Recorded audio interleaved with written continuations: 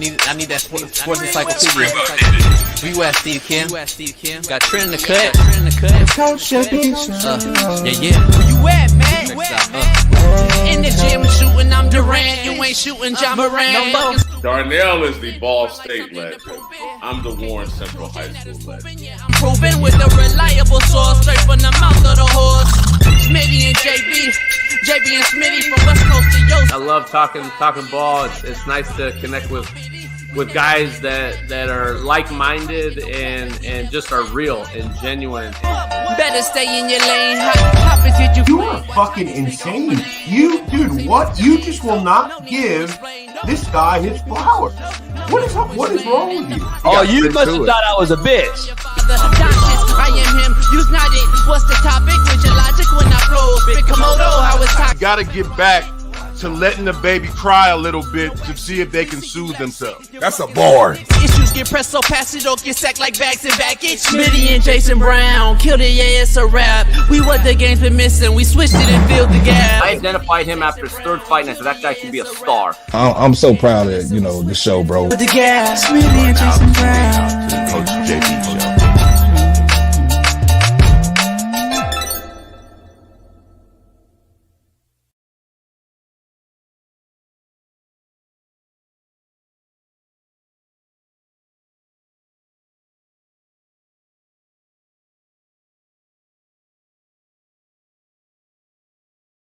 What up?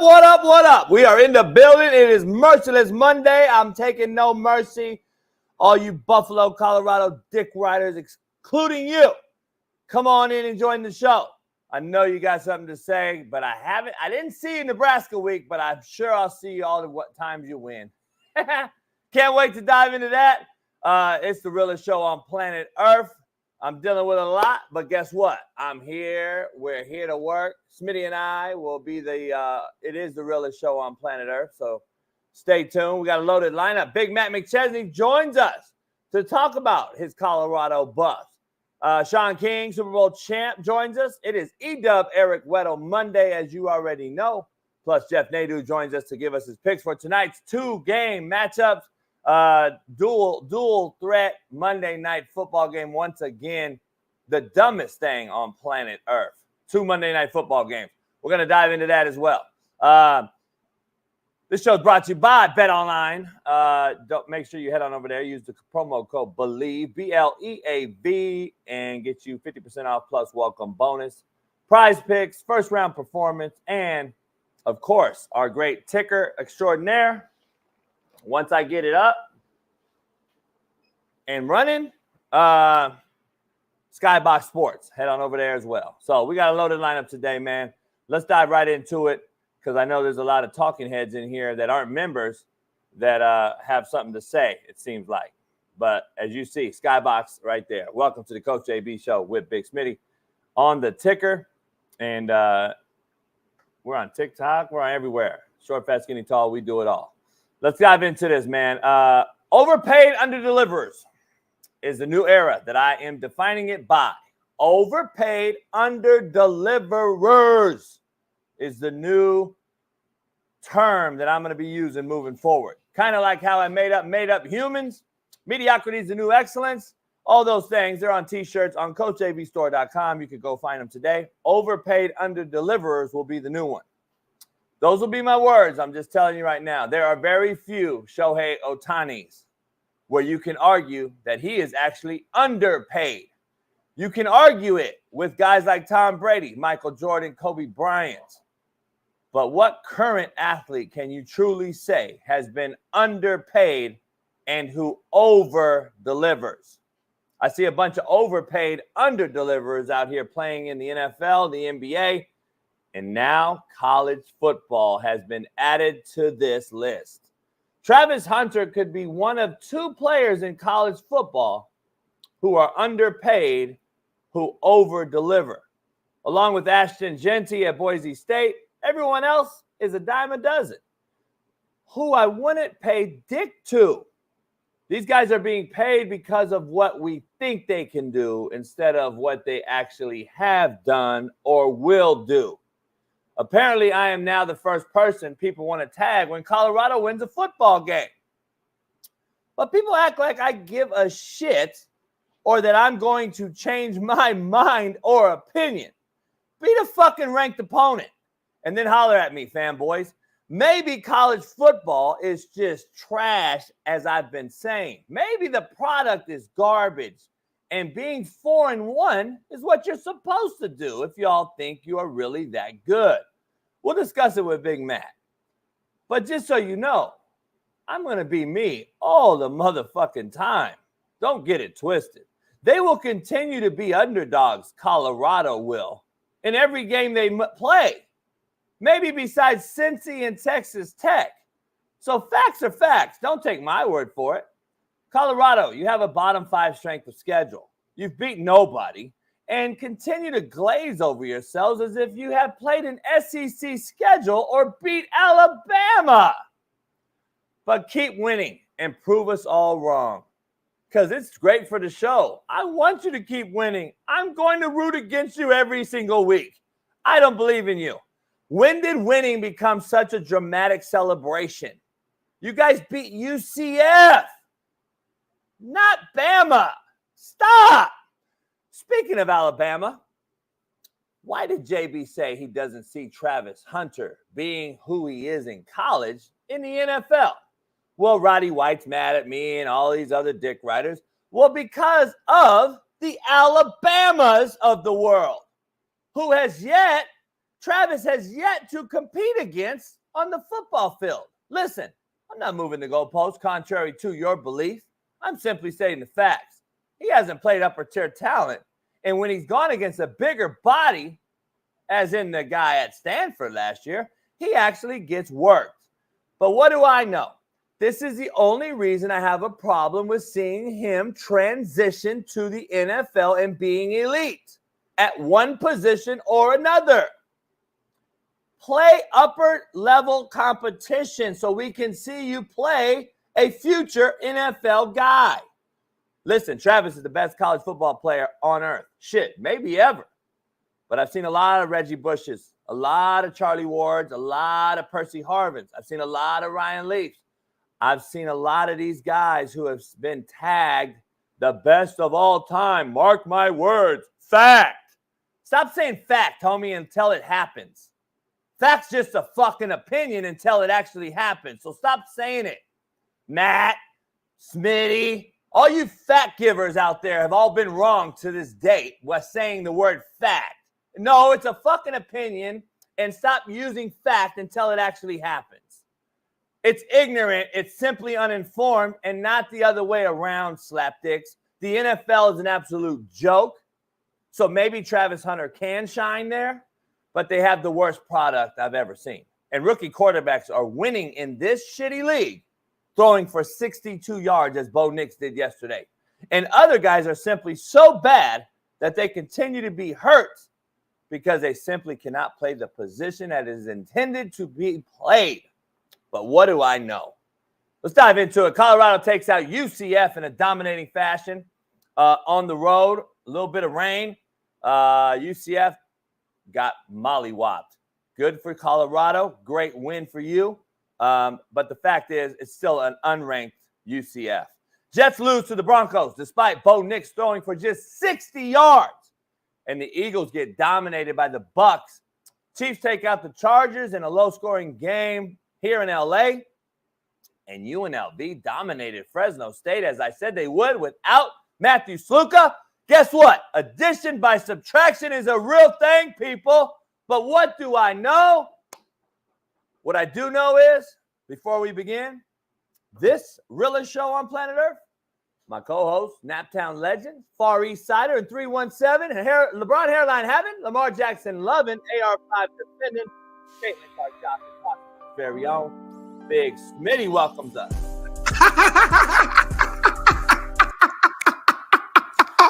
What's going on, everybody? Hey, man, before I acknowledge the chat, can y'all please type in these words for Coach JB in the comments? All capital letters. You sound mad. My man is hating already at an all-time level, and he is moving the goalposts with every single sentence and line that he throws out. But we're going to get to that later, man. What's going on, chat? We got Captain Murphy, Joe Accord, TJ2 Nasty. We got College Football Kai, Gandalf, Tar, Baby Yoda, E. Gorn, and JD. I cannot wait for this show. JB got the bucket hat on with the black polo. He's nervous. I can see it in his damn eyes, but he's prepared. And that's why I respect this man. It's going to be a loaded show. Let's get it. Can you all type in there in the chat for me? Eat a dick. Can you guys all type that in there? You know who's typing everything you said, though? Who? Nobody's. Never heard of them before. Have you ever seen any of these names? I have. It's funny when people show up with their team. Their team, by the way. Hey, I love their team, by the way. When they say he ain't nobody. Hey, these guys didn't even know where Colorado was, by the way. He's not a nobody. Who? D. Jones. We know D. Jones. D. Jones is back in the chat. D. Jones, you back? I thought you've been gone for like 2 weeks, homie. Oh, you just said, fuck it. My Jags are shitty. I'm just going to show up to the greatest show on planet Earth because fuck it. We ain't going to win a game. Hey, I thought D. Jones was. I ain't gonna lie. I ain't seen D. Jones in a minute. Jags ain't won a game since like 2023. So I mean, it's crazy. All these no green guys without green names over here, the nobodies. I've never seen them before in the chat. But it's crazy when the Colorado starts losing, I won't see him again. Like that's the crazy part about it, homie. People's attitude changes. Can we give myself credit though, Smitty, when I asked you this one question? Okay. Am I not the same motherfucking cuss every day? It don't matter. It don't matter if my team wins or loses. It doesn't matter if your team wins or loses. All I'm asking, am I not the same motherfucker every day on this show? You are the same motherfucker, which is why I have a large amount of respect for you. But I'm going to call you out every single time when you're not. That's every time you're wrong. We always going to be wrong every week on a lot of stuff. I mean, because this is a show where we give our opinion. We're going to be wrong. But when you really wrong, though, like when you stand on business on something, and then what you said, complete opposite happens, I got to give it to you. Pause. I got to give it to you. Colorado went out there and beat that ass, and I know you didn't believe that was going to happen before the game. They ran the ball extremely well. Let me give you a rundown. Well, and you did not think that was going to happen, JB. So don't come on here on this show now and try to move the goalpost and say, "Okay, well, be the ranked opponent." And then they're gonna do that. They're gonna be Kansas. They're gonna be Kansas. We got. Beat Alabama. Hold on, dog. Calm down, homie. We got a poll question, homie. Goddamn. This motherfucker's such a prime sexual. He busted a nut on himself before we got to the. I ain't busted a nut. Hey, ain't nothing but foreplay. Hey, I got a new poll question. Who's a bigger prime sexual, Matt or Smitty? Drop it in the chat. Who the biggest prime hater, JB or Coach Jason Brown? Drop it in the chat. I'm not a prime hater though. That's the difference. See, y'all, that's a problem. Y'all can't see. It's all right. All I know is this: you got a bet on this. So 5 games or more, right? Yeah. They 4-1, ain't they? You said 6. Huh? Hey, you said 6. Is it 5 or 6? I'm pretty sure your video said 6, but we'll look at it. Let's dive into my weekend though, so I can give you some backstory on everything. Please. I installed the TV on the boat. I went out to the boat. I had the 4Play on the YouTube TV. I got a satellite dish cracking. Wi-Fi was unbelievable. I was out on the water with it, everything. So we're smashing. We went 40 miles. We took the boat out for the longest trip I've had so far. So we went all the way past Newport Beach, and back, right? Right. So I'm chilling. We're on the boat, chilling, a couple of people. Blah, blah, blah. So it's a marine TV. I bought it, Yeah. Well, it don't like salt water. How's it a marine TV but don't like salt water? Salt water got in like the little plug that goes into the 12 volt. Yeah. That motherfucker was smoking. No, JV. It actually burnt. That we pulled the wire out. That motherfucker was burnt. So I lost the TV. So I didn't get to see anything. So because the Colorado game was delayed, right? Slight delay. Weather. Delayed. Now it was delayed more than slight because we were in the slip for a while, and we had the games on. Like I had it for it. I was like, oh, Colorado about to come on. Let's put it on. Boom. And it was delayed. By the time it started, we was out on the water, and then the TV went out. So I don't have No, I'm not going to watch the game on my phone, homie, while I'm driving a boat with 6 people on it, you fucking idiot. God damn. Anyway. Well, they look good. I'm going to tell you that right now. So that's what happened. So I didn't see much football this weekend. You know, I'm going to do my due diligence and study up on everything so I can talk about it. But I didn't see too much football this weekend. I saw the Bills last night get mollywopped by the Ravens, who I believe Jeff and Shaun picked on our Sunday show yesterday as I had to leave to take Callie to the doctor, get surgery. She had surgery, successful, we hope. She's in pain, but she's here, back home. So I'm dealing with that. So I took Ash to the boat while Callie was in surgery, right? One man's trash, another man's treasure, whatever they say, kind of misfortunate thing. Callie, I had a babysitter for Callie at the time, so I said, fuck it. Let me take Ash out to the boat. Took her to the yacht. Let me clarify. Took her to the yacht, Smitty. Took Ash to the yacht. Yep. That motherfucker, boy, he would have jumped in the water if he saw something. I'm going to say right now, he was trying to go after birds, fucking seals. Had a good time though, right? It was cool, man. I made it. It was quick, little 2 hour, couple hours. I made me a drink, smoked a stick out there while we was out there. You getting real good at driving that thing now. I see you getting good. Getting all right. I'm whipping it around, They say the hardest thing is pulling it back up into the to your little parking spot. Well, I back it in. Most people don't back it in. I back it in, so it's a little harder. But I'm whipping that bitch. Whipping that bitch. But we got it. It's all good. But I'm here. We got this thing. The bet is 5. They said the bet is 5 games. So I mean, I know what I said, but I was trying to, yeah, I know how it is when you're losing and you get nervous. You said 6. I said 5. That's why. The bet Regardless, I knew what the actual what we should on. It's all right, okay, let's get quote of the day and shit going because we got a loaded lineup today, loaded show. And I'm here for it. Motherfucker thought I'm not like Matt and everybody else, homie, that just only show up when they win. I show up when they lose, when they win, when I lose, when whoever team. Guess what? The Rams lost to the Bears too. Homie, it was a bad week for you. The Rams lost. The Colts won. My Baltimore Ravens and Lamar Jackson looked like the best team in the league. Colorado destroyed UCF. Fucking. It's been a tough weekend for you. So you might get your ass kicked today and you're going to sit there and take it. But has it been a rough weekend for me? Yeah. I mean, I was on a $200,000 yacht all day, all weekend. Your TV burnt out. No, TV, that's minor. That's a first world problem. Yak, sticks, dog, my bullies, bitches. I mean, shit. I mean, what do you want to talk about? You want to talk about the big ass I had out on the thing? I mean, don't lie to the people now. We keep real in this show. What? I mean, I got evidence.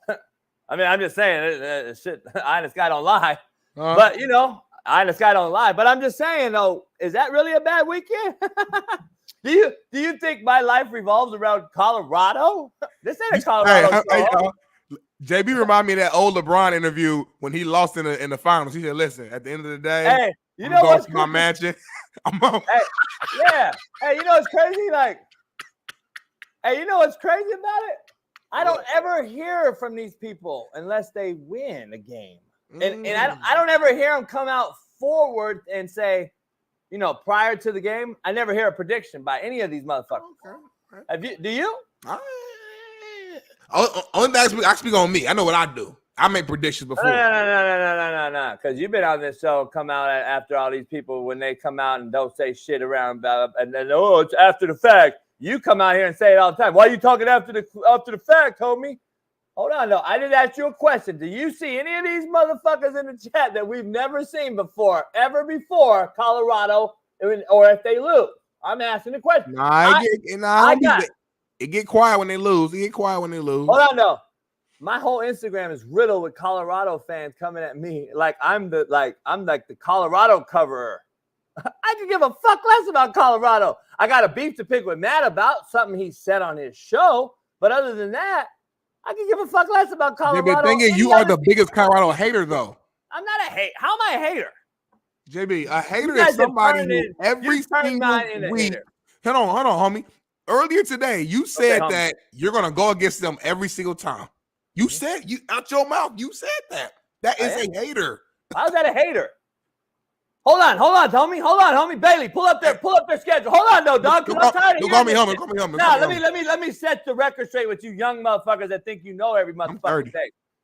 They're fucking underdogs in every game. How is it a hater? So everybody's a hater then, right? No, they not. Jump in, baby. Correct okay, him, so Bailey. who they favored against? Jump Cincinnati. in, baby. Correct him. Correct. Hold on. Correct I started the show off and said Cincinnati. They'll be favored. Okay.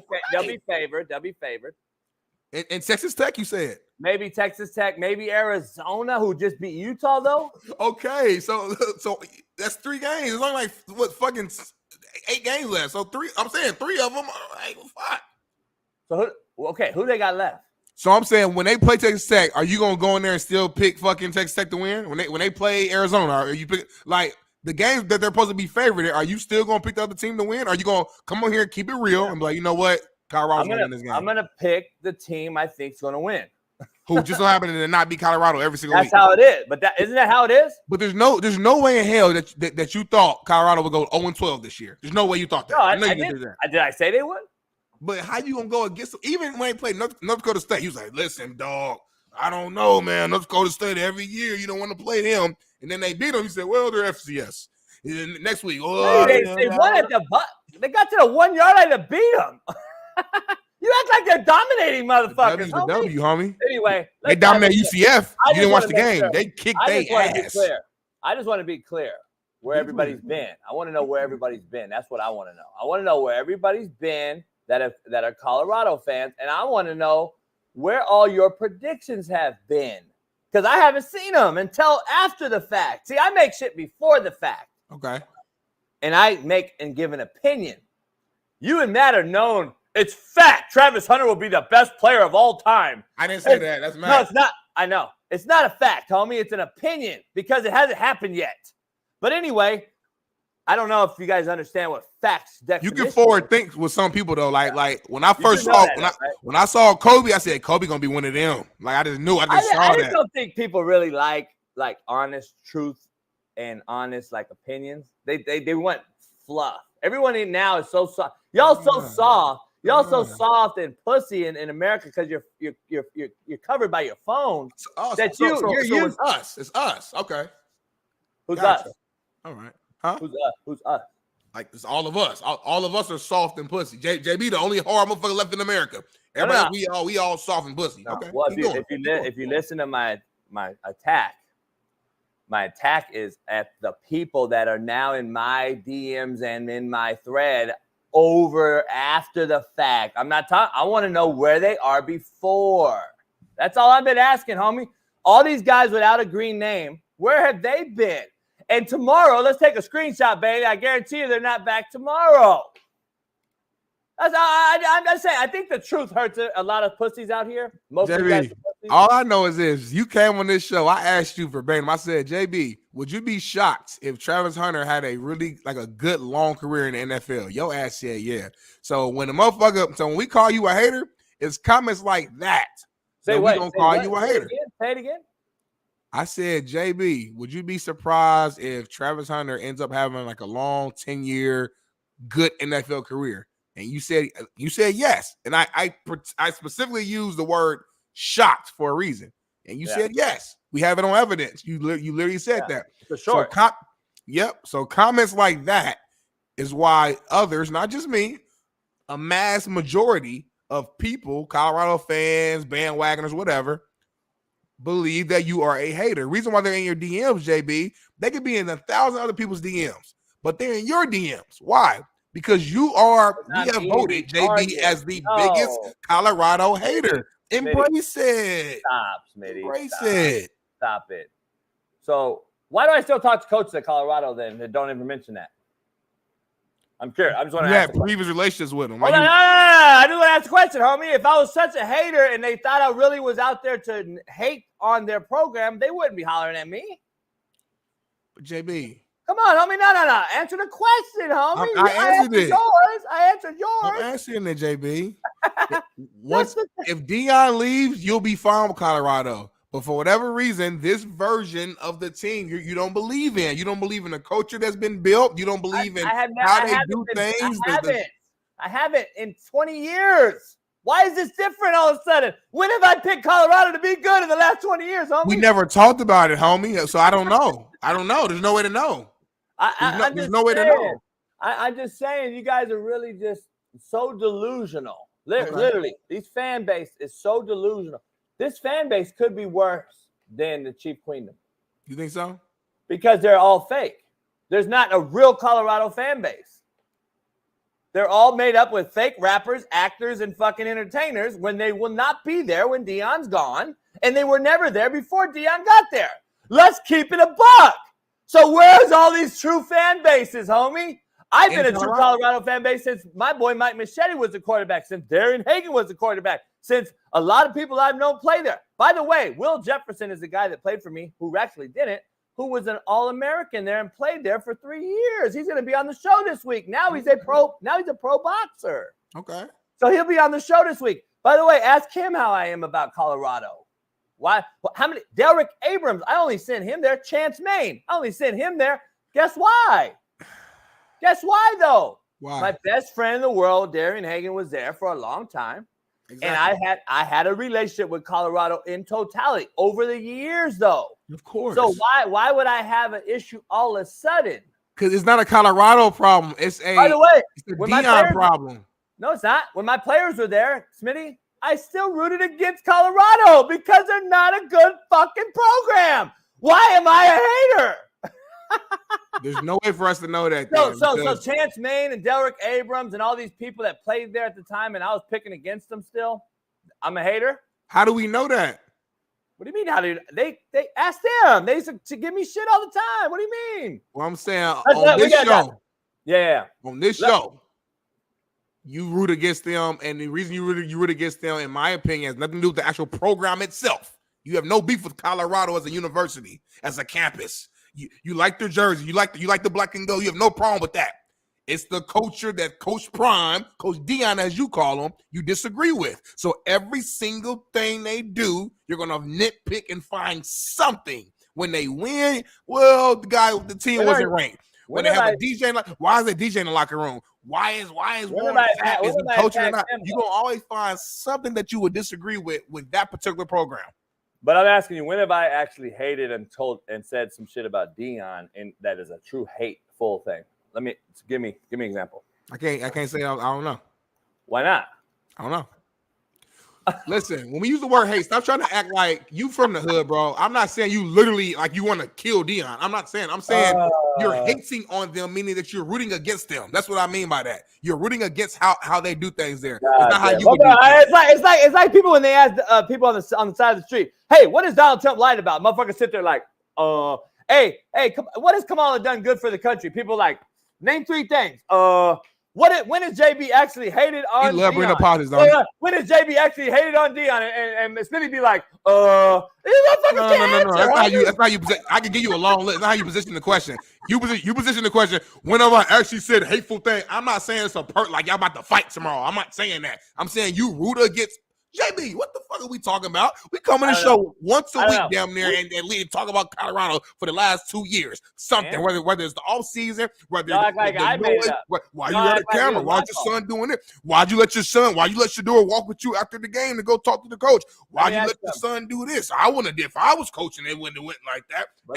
Every single chance you get. Is it my fault?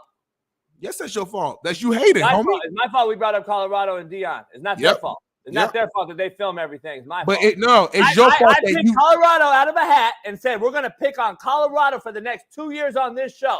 But you decide what angle you want to go, and every angle is always negative, homie. Start none won't be none, homie. Start one, no one won't be none. That's where I'm from, homie. Start none won't be none. Now y'all started it, and y'all started it. I give it back, and now y'all can't handle it. Give me 3 positive things about Colorado, this Colorado team right now. I bet you can't do it. You're going to fucking struggle. You're going to fucking blow up probably. You're going to malfunction. Travis Hunter, a defensive coordinator, and a better defense. There's my 3 things right there. Now what, homie? Wait up. You want to ask questions, but then I give you fucking facts, and all you motherfuckers get butthurt, homie. Give Deion his props for building a culture. Give Deion his props for building a real culture that you didn't think he could do in this type of atmosphere in this world with transfer portal. Half this chat is fake fucks. They can't handle me. Half the world is fake fucks and can't handle me. And you all know it. Keep it funky. Sean Waffle, you shut up. By Dion the way- built a real culture and you mad. Oh, Everybody on 3, let's put it go. in the group chat. Let's Put it in the get chat. into You it. sound mad in capital letters. Put that in the All chat right now. All right, Smitty. As you would say, respectfully, we got to move on. We got a quote of the day, and we got a lot to discuss. That Bailey's put a hard schedule together. It's a packed weekend. So Smitty should respect our white co-producer and our producer Bailey in the back. So you should respect our white producer. Mix, my bad. Mix. I'm disrespecting Bailey. Quote of the day brought to you by betonline.ag. Use the promo code BELIEVE, BLEAV. Get you 50% off plus welcome bonus to tonight. We got 2 games. They're at the same exact time. Great job, Roger Goodell. But you can bet them both on betonline.ag. NBA is right around the corner. The Lakers play Houston in the preseason October 4th. In 4 days. I might 4 pull days. I might pull up. No, you're not. We're not going to watch the preseason. All right, let's dive into this, Smitty. This is my own quote, Smitty, by the way. Hustle isn't just doing the things that you like. It's doing the things you don't like so that you can do the things that you love. Ooh. Quote of the day. That hit the soul right there. I like that one. You got to listen. See, that's why I don't do a lot of long quotes because most of these, most of the crowd can't understand it anyway. They have a 2-second attention span. Yeah. So, as soon as I say hustle, they say Colorado. As soon as I say is it, they say Dion. As soon as I say things, they say Travis. So, you got to keep them on track. That's fair. Quote of the day. Hustle isn't just doing the things that you like. It's doing the things you don't like so that you can do the things that you love. Like I was on the yacht this weekend with bitches, sipping on yak, smoking on sticks with my bully. Shit. I hustled living in the car my whole life. Fuck it. Hey, guess what? I ain't sorry about nothing, motherfuckers. Yeah, I'm on a yacht. Fuck Colorado. Now, contrary to belief, brought to you by PrizePicks.com. Use the promo code CoachJB. Life is full of fake people. Trust no one. That's just real. Like there ain't nothing like I wouldn't rank that, but it's just very powerful though. It's just a real. Why wouldn't you rank it? Why wouldn't you rank it? Because like it's just one of those statements that we need to hear, but it's nothing that's like creative about it. But I'm not, again, it's not a diss. I'm not mad because we need this. Sometimes you need certain things to be said. You don't need all the fluff and all the additives, all the stuff to make it look pretty. Sometimes you just need some real rap. Life is full of fake people. Trust no one. Period. Point blank. That's what it is. I don't trust your ass. That's what I'm saying. That's why. Remember, I have a quote out there that's literally on Google. I trust no. Who do I trust? Two people. And the other person ain't you. Me and the other motherfucker ain't you. So, I know we racist show, RACCISSS and all that. It's, but it's still 2 people I don't trust. 2 people I trust. Me and the other one ain't you. Probably Ash, probably Callie. And you white too, so that's another you know what I mean? As I'm saying, RACCISSS. Yeah. And you told me you would save Ash and Kite before you saved me. I ain't forgot that. So yeah. You really haven't forgot that. That's gonna stick on your head more than any other thing. Yeah, cause shit be happening in LA. So now I know, if I'm with you, I gotta fend for myself, 100%. No backing. I'm just saying. Shit happens. Poll question. Let's dive right into it, man. And we'll get it going right before Matt comes in. We'll just transition right when Matt comes on. Yeah. Poll question. All you guys can chime in there. All you dick riders that are nobodies, chime in as well. Will Colorado win the Big 12? Now, remember the question. Will, not can. Will Colorado win the Big 12? It's almost a hell yeah, hell no, Big Smitty. So, will Colorado win the Big 12? Not can they? And go ahead and you want to answer or me? It doesn't matter. You're muted, by the way. What? You go first. He don't like how I worded that. He don't like how I worded it.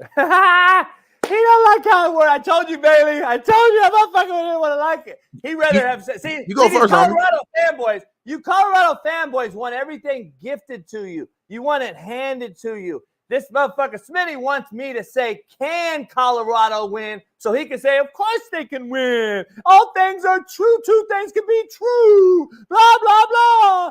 No, homie. Will they win? You know what? The question. I'm standing on business, and I'm gonna say yes, they will win. Cut this clip. Colorado will win the Big 12. You know why? Because the only other team that concerns me is Utah. Utah makes me nervous. Utah just lost. Huh? Utah just lost to Arizona, homie. I know. I'm saying. I know, but I'm saying the only. I still BYU don't Utah. scare you. BYU don't scare you. No. The only other team that makes that scares me is Utah because every year they tend to win those big games. But you know what? I'm thinking about. What? Steve and I, just before the season, we looked at this schedule and we saw this schedule. Is there a way to bring up the Big 12 team, just the teams, Bailey? So you saw this, not their schedules, Bailey, just the actual Big 12 conference. Is there a way? Oh, okay. I see what you're saying. Who's in there? So you got KU, K-State, Texas Tech, Utah, Iowa State, Arizona, Baylor, West BYU. Virginia, Utah, TCU, UCF, Cincinnati, Arizona State, Oklahoma State, Baylor, Houston, Kansas. You already said BYU. So that should be it. Yeah, I mean, So before the season, and I'm just being real, I'm just giving you context. Before the season, we were like, "Fuck, man, this is a lot better conference than we thought they were." mm-hmm. Like going in. Now that we're in week 5, going into week 6, Oklahoma State's a fucking mess. KU is horrific. Arizona just beat Utah after getting drubbed by K-State on the road. K-State should have lost to Tulane. And then they did lose, and now they're on a little roll. Baylor, we thought would be better, is a mess. TCU got 63 points hung on them by SMU or someone. The league now looks like, holy shit. If the trivia or if the poll question was, can Colorado win? Yes, they absolutely can now.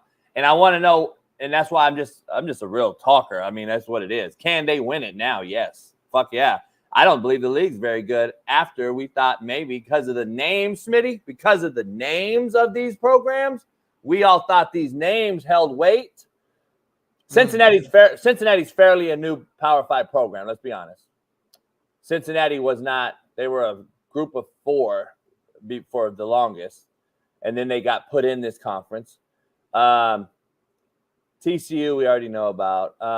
Overall, I mean, BYU's 5-0, Colorado's 4-1, Texas Tech's 4-1, Iowa State's 4-1, Arizona's 3-1, Kansas State 4-1, Utah's 4-1. Like, I know you're saying they're so bad, but I mean, I don't know. I'm not seeing what you're seeing. Like, a lot of these teams are actually performing well. I've seen those teams play. That's my point. I just think we see name of these programs, and then we think automatically they're good. And I'm looking at watered down product of college football that I've been saying for the last few years that nobody agrees with. It's parity. It's not watered down, it's parity.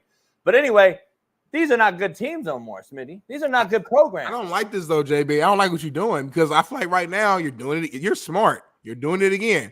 What am I doing? You're lowering the bar. So now if Colorado doesn't win the conference, it's like, damn, you couldn't win the fucking Big 12. You're shitty.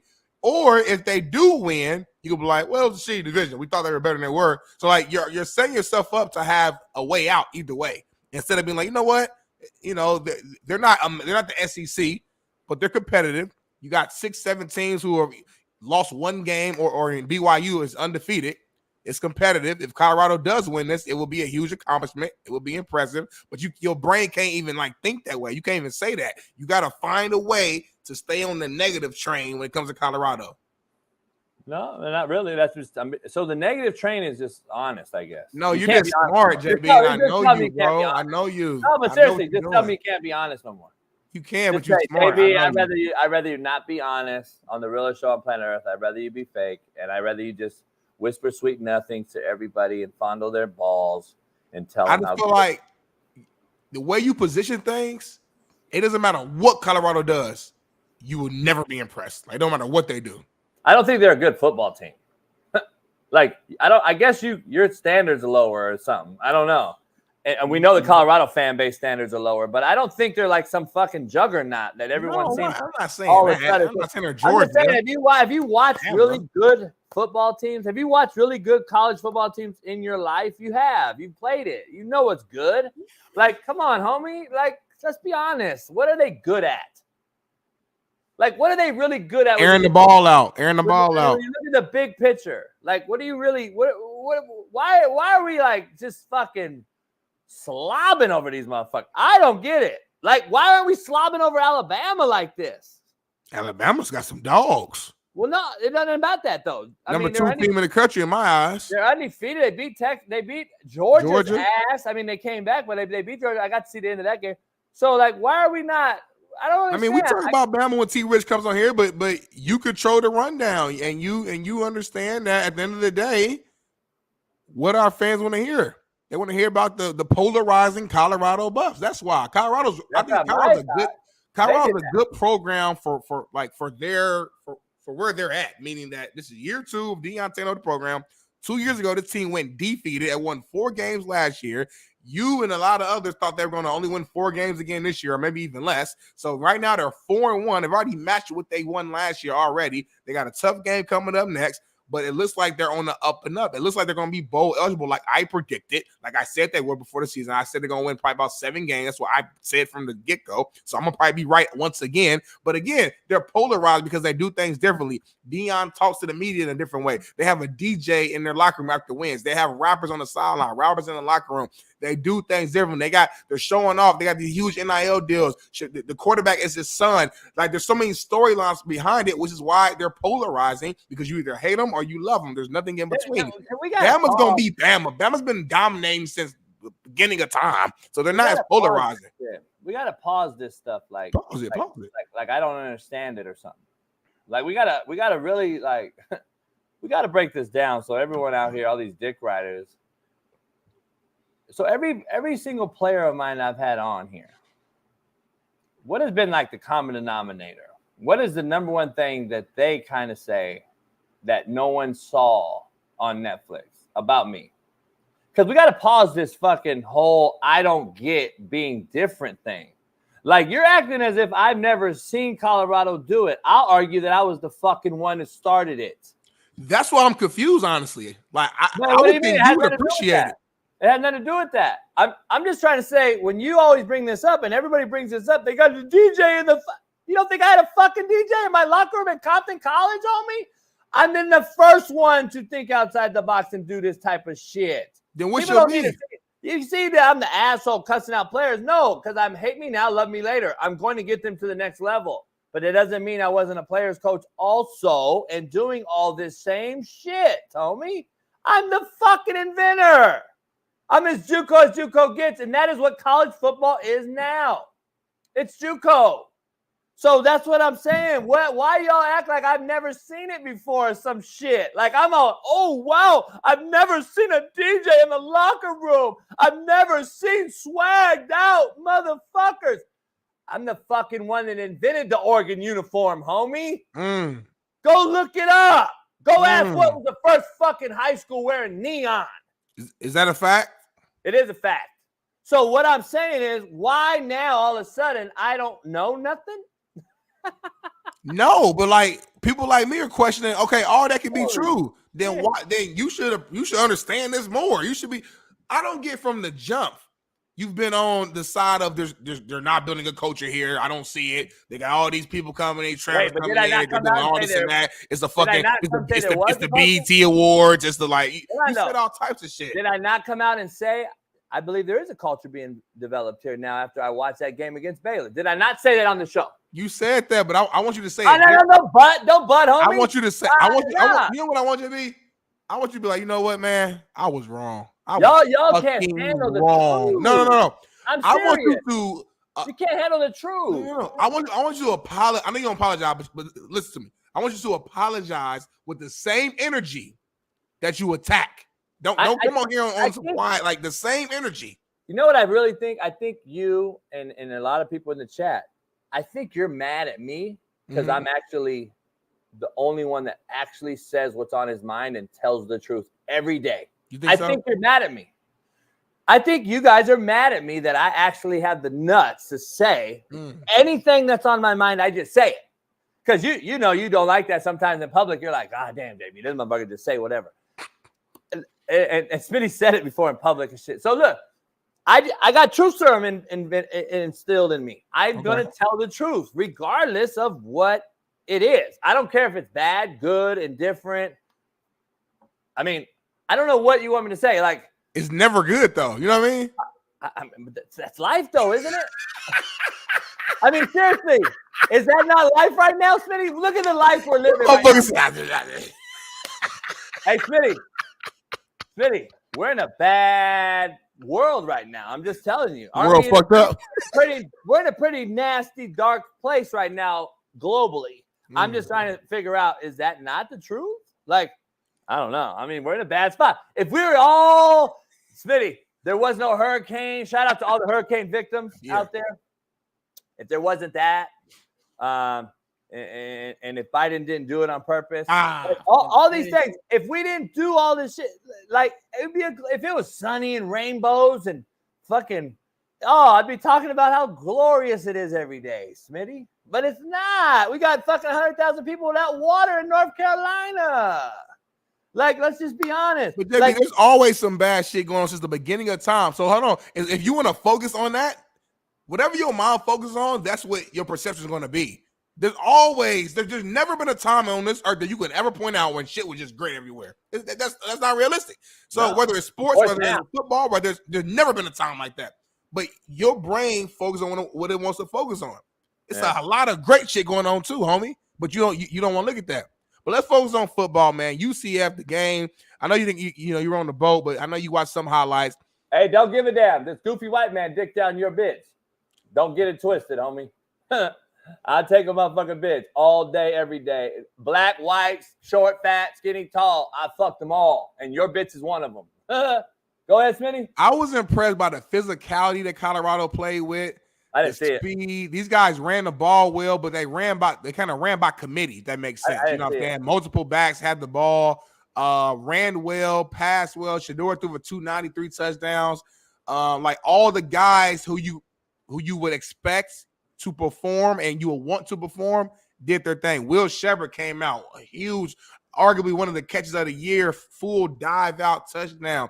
Travis did his thing, got an amazing pick, one of the most impressive picks I've seen all year. I think he was in a cover 2 situation, came downhill, dove, picked it off, hit the Heisman pole, might be the pitcher of the year, and scored a touchdown on offense. Jimmy Horn caught a few passes. LaJohnston scored a touchdown. But for me, it was the defense, how physical they played.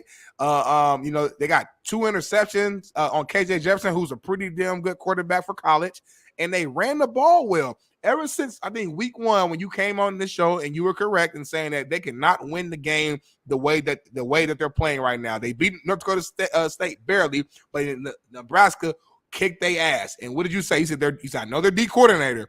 If they come out here and they're in 10 personnel, all damn game, 11 personnel, their ears are going to be pinned back, and they're going to attack. And they did that, and they kicked their ass. To your point, though, to your credit, you said they got to figure it out. They got to change it. They did change it. They started running the ball, just more attempts in general. Whether they ran the ball well, they just did more attempts. But each week they're getting better. They're getting better. The O-line looked a little better. And I'm impressed. I mean, these guys were pretty big underdogs going into this game. Nobody outside of the Colorado community and Coach Prime fans actually believed that Colorado could and would win this game.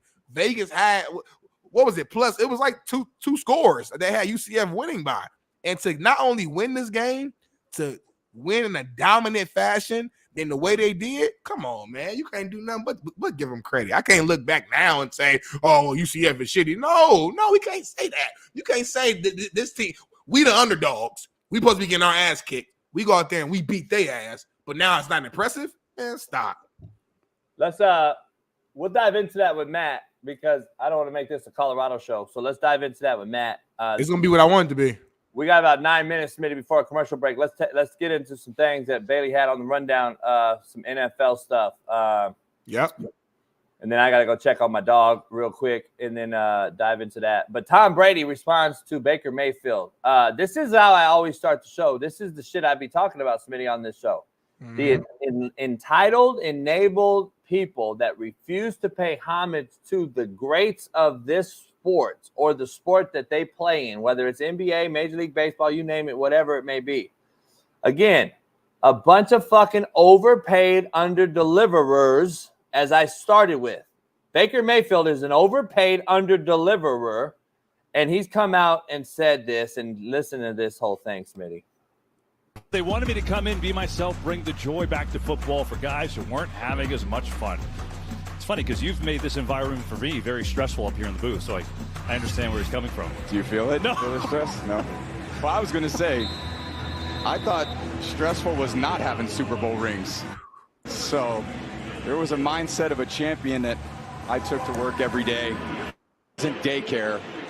If I wanted to have fun, I was going to go to Disneyland with my kids. I mean, he could have just said what he said the first thing and then ended it. That's my coworker right there. I don't know if that's my coworker right there. I don't know if that's a mic drop or not. That's a mic drop right there. I would love to hear, in Baker's defense, though, I would love to actually I wish I would have played if there's like video of it. Because reading that, obviously we all think he's trying to say players were not having fun with Brady. That's the initial just boom. And maybe that's what he was trying to say. But I don't think, like, why would Baker consciously take a jab at Tom Brady? I know why. I know why. I just don't think, like, to me, when he said that, like, when I'm reading that quote, he had to be just talking in general, and it had to be something there. It had to be something I'm missing. I don't get it. I know why, though. Because at the end of the day, these young cats that are playing right now, who get paid absorbent amounts of money to not do anything. I mean, to be honest, none of these motherfuckers that have been paid have won a Super Bowl. None of them have done anything as far as being elite.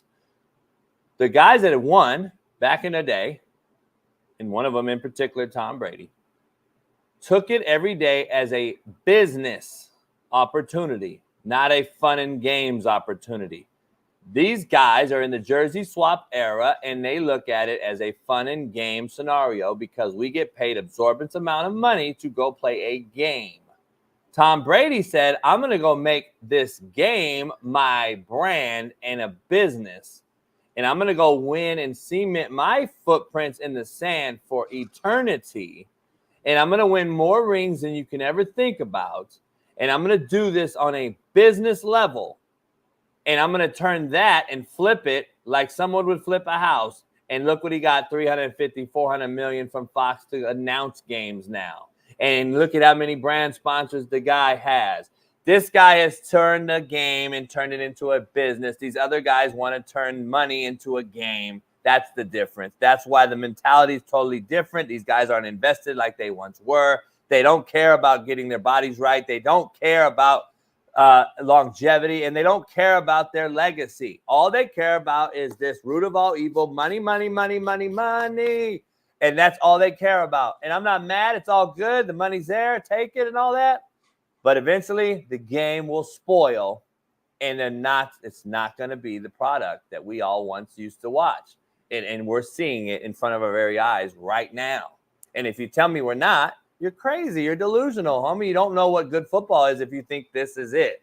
So go ahead, Smitty. I think it's unfair to, again, to group, like, you word stuff and list stuff as if, like, in full groups, like, football is bad. These young players don't love the game. These young players don't work hard. It's like, yeah, there's guys, I think, who don't because of what you're saying. There's guys who just care about the money, and you can see that. There's guys who, you can look at them physically, you can tell that they don't put a lot of energy and effort in the weight room. But there's a ton of young guys who do.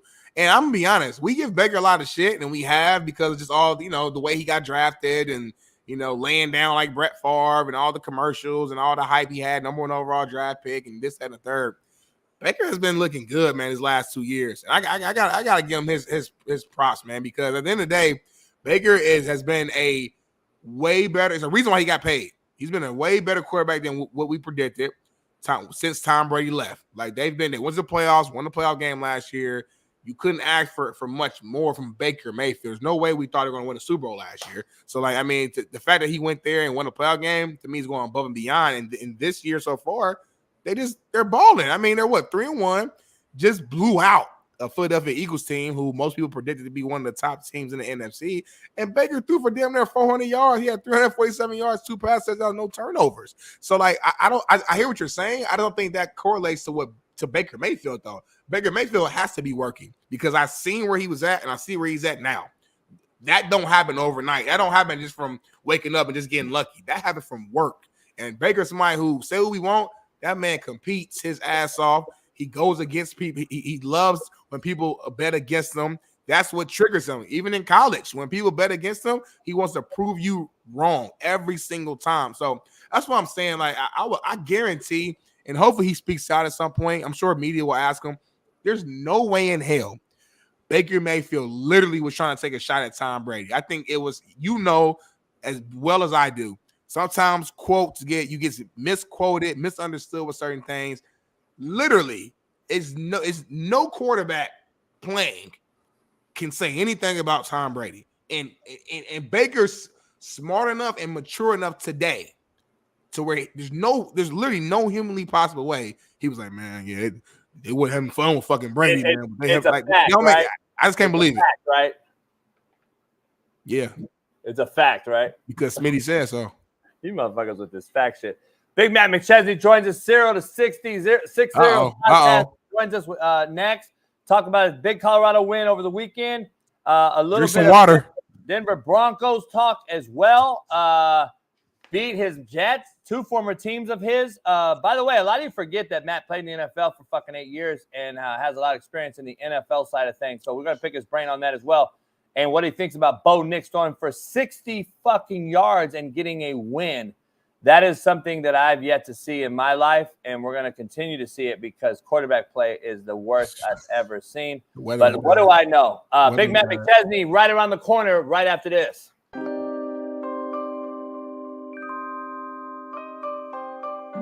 Let's bring up what Mel Kiper said this morning on Get Up on ESPN. Jamie's going to love this. Check it out. Get up from there. Now that we've sort of set the table for exactly what your problem is with it, how would you try and solve it?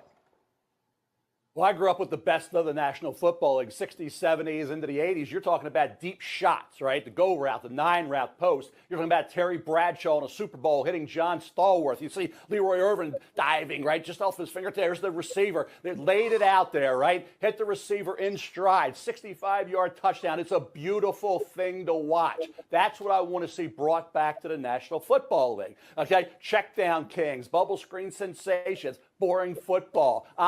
Game manager, I get it, but I want to see those deep shots. That's what the NFL was built on. I grew up with John Unitas, Fran Tarkington, Ken Stabler, Darryl LaMonica. You talk about quarterbacks, Joe Namath. It was just right. Brett Favre when he was doing what he did. Burt Jones with the Baltimore Colts. You think about those quarterbacks who would throw the ball down the field. I said what Bradshaw did with Stallworth and Swan, Roger Staubach. That's what I want to see brought back. Say, well, you can't do that, right? Well, you got a 5-yard rule with the cornerbacks, right? The Mel Blount rule, right? Now with the push thing with Hurts, you got to be a yard back now. So don't tell me you can't have those safeties closer to the line of scrimmage than they are. I was at games where I'm thinking, hey, too high?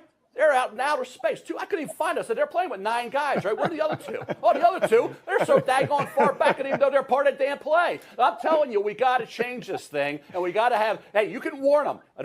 They come up, hey, guys, you got to get up a little bit, right? You're too far back. Warn those safeties, but you got to figure out, competition committee, somebody's got to figure out what that depth is, but it's too far back right now. The NFL is being ruined by these too high safeties.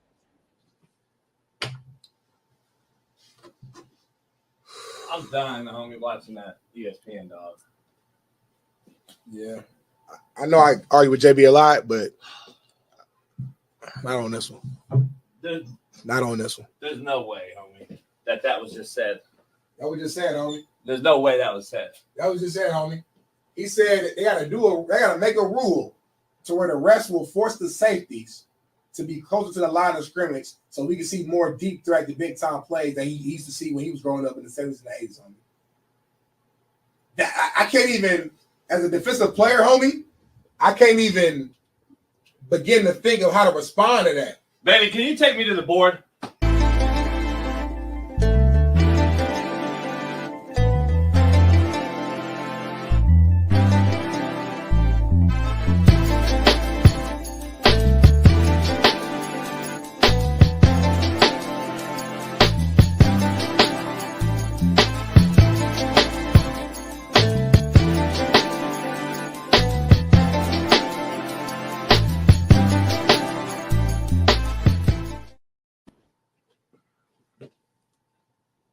We back, JB, man. Talk to us. What's on your mind right now? What's going through your head after watching that clip of Mel Kiper?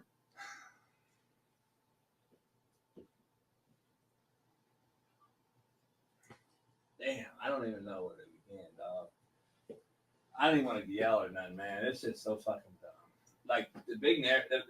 See, you don't believe me, though. The fucking fake agendas that get pushed. Mel Kiper saying to take the safety.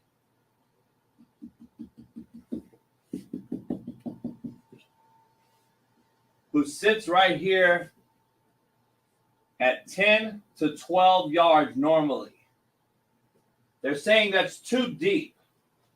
So now we have to cater to the offense even fucking more. Move them up here, and it has to be a referee behind them. Get up. Move up. So now you want the safety at 5 fucking yards, Mel Kiper? You fucking idiot. Never been right on the draft yet? You said Ryan Leaf was the guy, you fuck! Now we want safeties at 5 fucking yards? So you can throw a post to fucking Stallworth in 1967, you fucking toupee-wearing motherfucker! Holy fuck, you guys on ESPN are fucked, man! Now we have to dictate to the quarterback and quarterback. Please, I know we're all so shitty, but let's blame cover 2 the fucking times. You fucking idiots! Dan Orlovsky, you should have came on my show, motherfucker. You fuck me. You don't know shit either, sitting there in them tight-ass skinny jean pants. You fucks! You motherfuckers don't know football. Get me on there, motherfuckers. You guys fuck!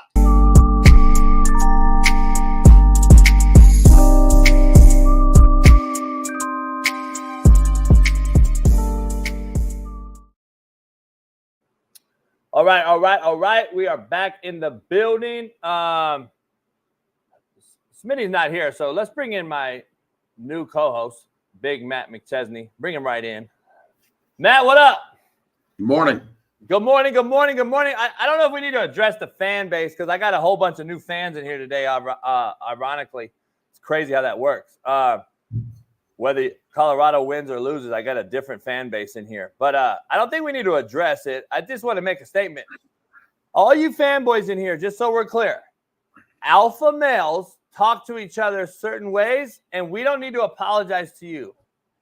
Even though we say all the time, fuck you, and you don't come back on my show, etc., guess what? Matt's here. I go on his show. It is what it is. That's how grown folks talk sometimes that are alpha grown folks, not betas like you. And it is what it is. We don't talk. Oh, I'm sorry. This is normal. If Matt came over today, we would have a fucking drink. Well, Matt don't drink, but we would chill. So, like, I don't understand why you pussies don't understand how real people talk. So I just don't understand that. But it is what it is. Disagreements create great conversations. You fucks. I just don't know why you don't realize that. Matt, congratulations on a win, big win, UCF, an unranked win. But listen, kudos to you. Hey, listen, I don't want to talk about Colorado right out the gate because I know we'll probably argue. Let's talk some NFL because I love your NFL stuff, and I got to get some NFL takes from you before we go to your Colorado alum, your alums, 4-1 right now. Kudos to you guys for winning 4-1.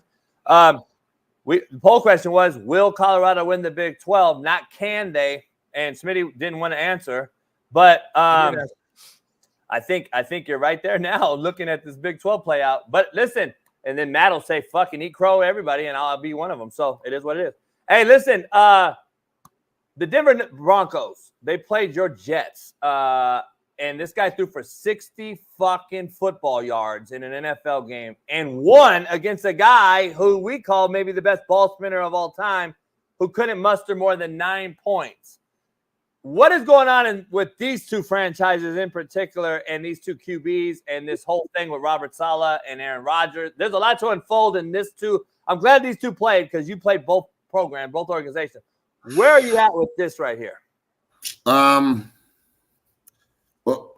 I could chalk it up to good defense, but I can't. Not today. It was the penalties, the turnovers, the lack of execution. The Jets' offensive line was just, it was so bad. Look, man, 60 yards passing. They had -7 yards passing at halftime. I know it's raining, but it rains sometimes. I mean, should we just not play because, should we have weather delays now because it's raining instead of lightning? Just it's raining, so let's not play. It rained in Baltimore last night too. I heard. Yeah, and Baltimore looked pretty good. King Henry looks pretty good. I will say this: look, Denver's defense is good. They're not great, but they're good. The Jets' defense is good. They're not great, but they're good. But the offensive play yesterday in that game was, I don't know if I've ever seen anything worse in the history of the NFL. It was so bad. It was so bad. It was fucking terrible. It was bad. I don't even know how to explain it.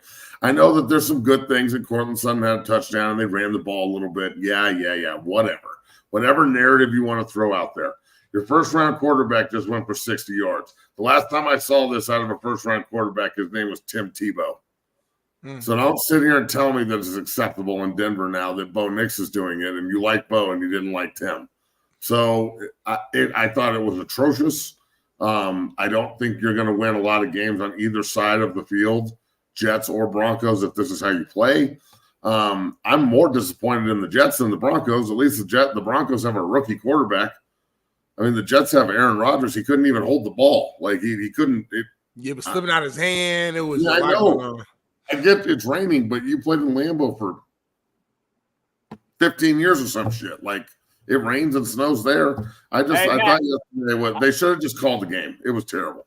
We got to flip the script here and go on over to the offensive side of the Jets that has a former coach, the head coach that lasted a year in Denver as the play caller in New York, where Aaron Rodgers continuously vouches for this guy. And I'm trying to figure out why he does, because it's him running the O. You and I both said we know this is Aaron Rodgers' team. Saleh is just part of the fucking roster.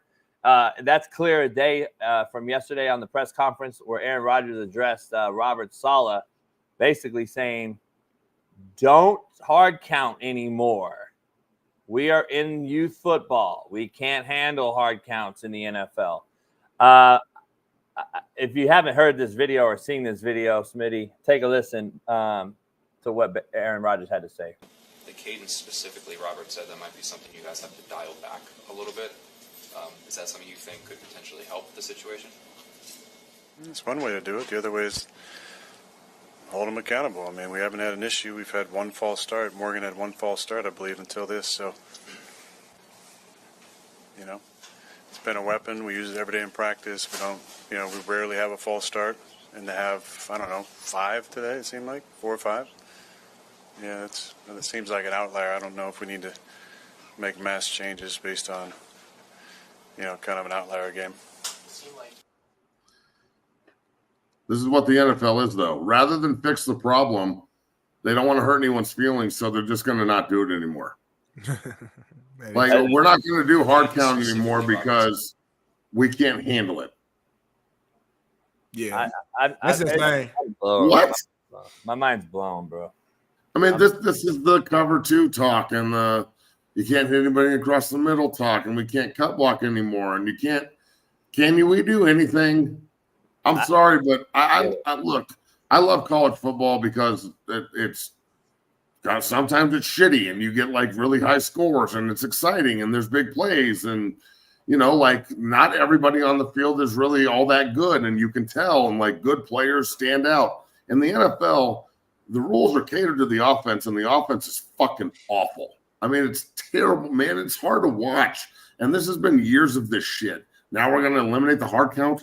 We're not going to do this. We're not going to do that. It's just, look, man, if this is the way it's going to be, I can just take naps on Sunday.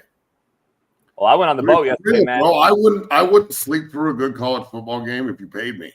I will sleep through the NFL as fast as I can fucking go to sleep on Sunday these days. It is so fucking terrible.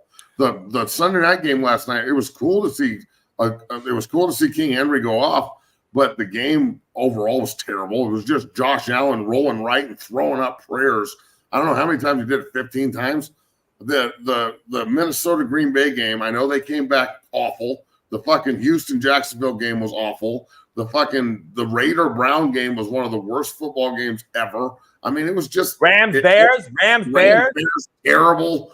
Everything is just, it's all preseason scores and then you throw 2 Monday night games on at the same time tonight. And then one of them, we can't flex Miami and fucking Tennessee out of Monday night. Who the fuck wants to watch that? So look, bro, the NFL, I understand that it's king and everybody watches it, and sometimes the fans will get upset because we're too hard on it. They're dipping into your pocket. You're the one buying beers and tickets and gambling on this and like losing money over this dog shit product. Can you imagine going to that game yesterday in East Rutherford? Like, why am I here? I went to the opener for the Broncos where they lost 13-3 or whatever it was, 13-6 to the Steelers. It was, I mean, other than like being there on a nice Sunday and like it's opening day and shit, it was terrible. I've been saying the game was awful. It was awful. We've been, I don't know. Terrible. So it's like, I can't get with this anymore, bro. The NFL's product is so fucking awful, and all they do is like they make their entire Rolodex off of highlights. And I'm sorry, but if all you can do is show me highlights, and when I say as a coach or an evaluator, I need to see the full game, and you're like, oh, I can't get you the full game. I can only get you the highlights. I'm immediately moving on to the next player. So that's the way I feel with the NFL now, bro. It's all highlights, and I'm over it. I'm over Matt, it. The game is awful. Do you objectively look at this in totality? Like, I disagree with. I saw one of your takes yesterday, or your tweets. I think you said college football all day over the NFL. I agree with that. But the product to me is still bad, even at that level. I think it's just so much better than the NFL because that's how bad the NFL is right now. That I think that's our outlet. Like, oh fuck, I gotta watch college football. But I think this is the worst college football has also been. Like as far as overall product. Yeah, I think football just in general it's gone from an earn it game to a gimme game. Dak Prescott's gimme $300 million. Like at some point, both in college football with NIL and not so much there, but definitely in the NFL, there has to be some kind of like common sense negotiating with contracts. Like just because you're the next guy doesn't make you a $300 million quarterback, Trevor Lawrence.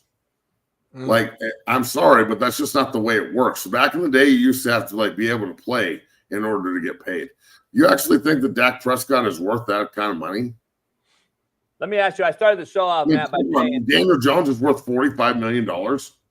Hey, I started the show off by saying, are we in the most overpaid under-deliverer era? 100%. Yes, it's not even like we look at a guy like so I said it's now transitioned to college now that we're paying to play.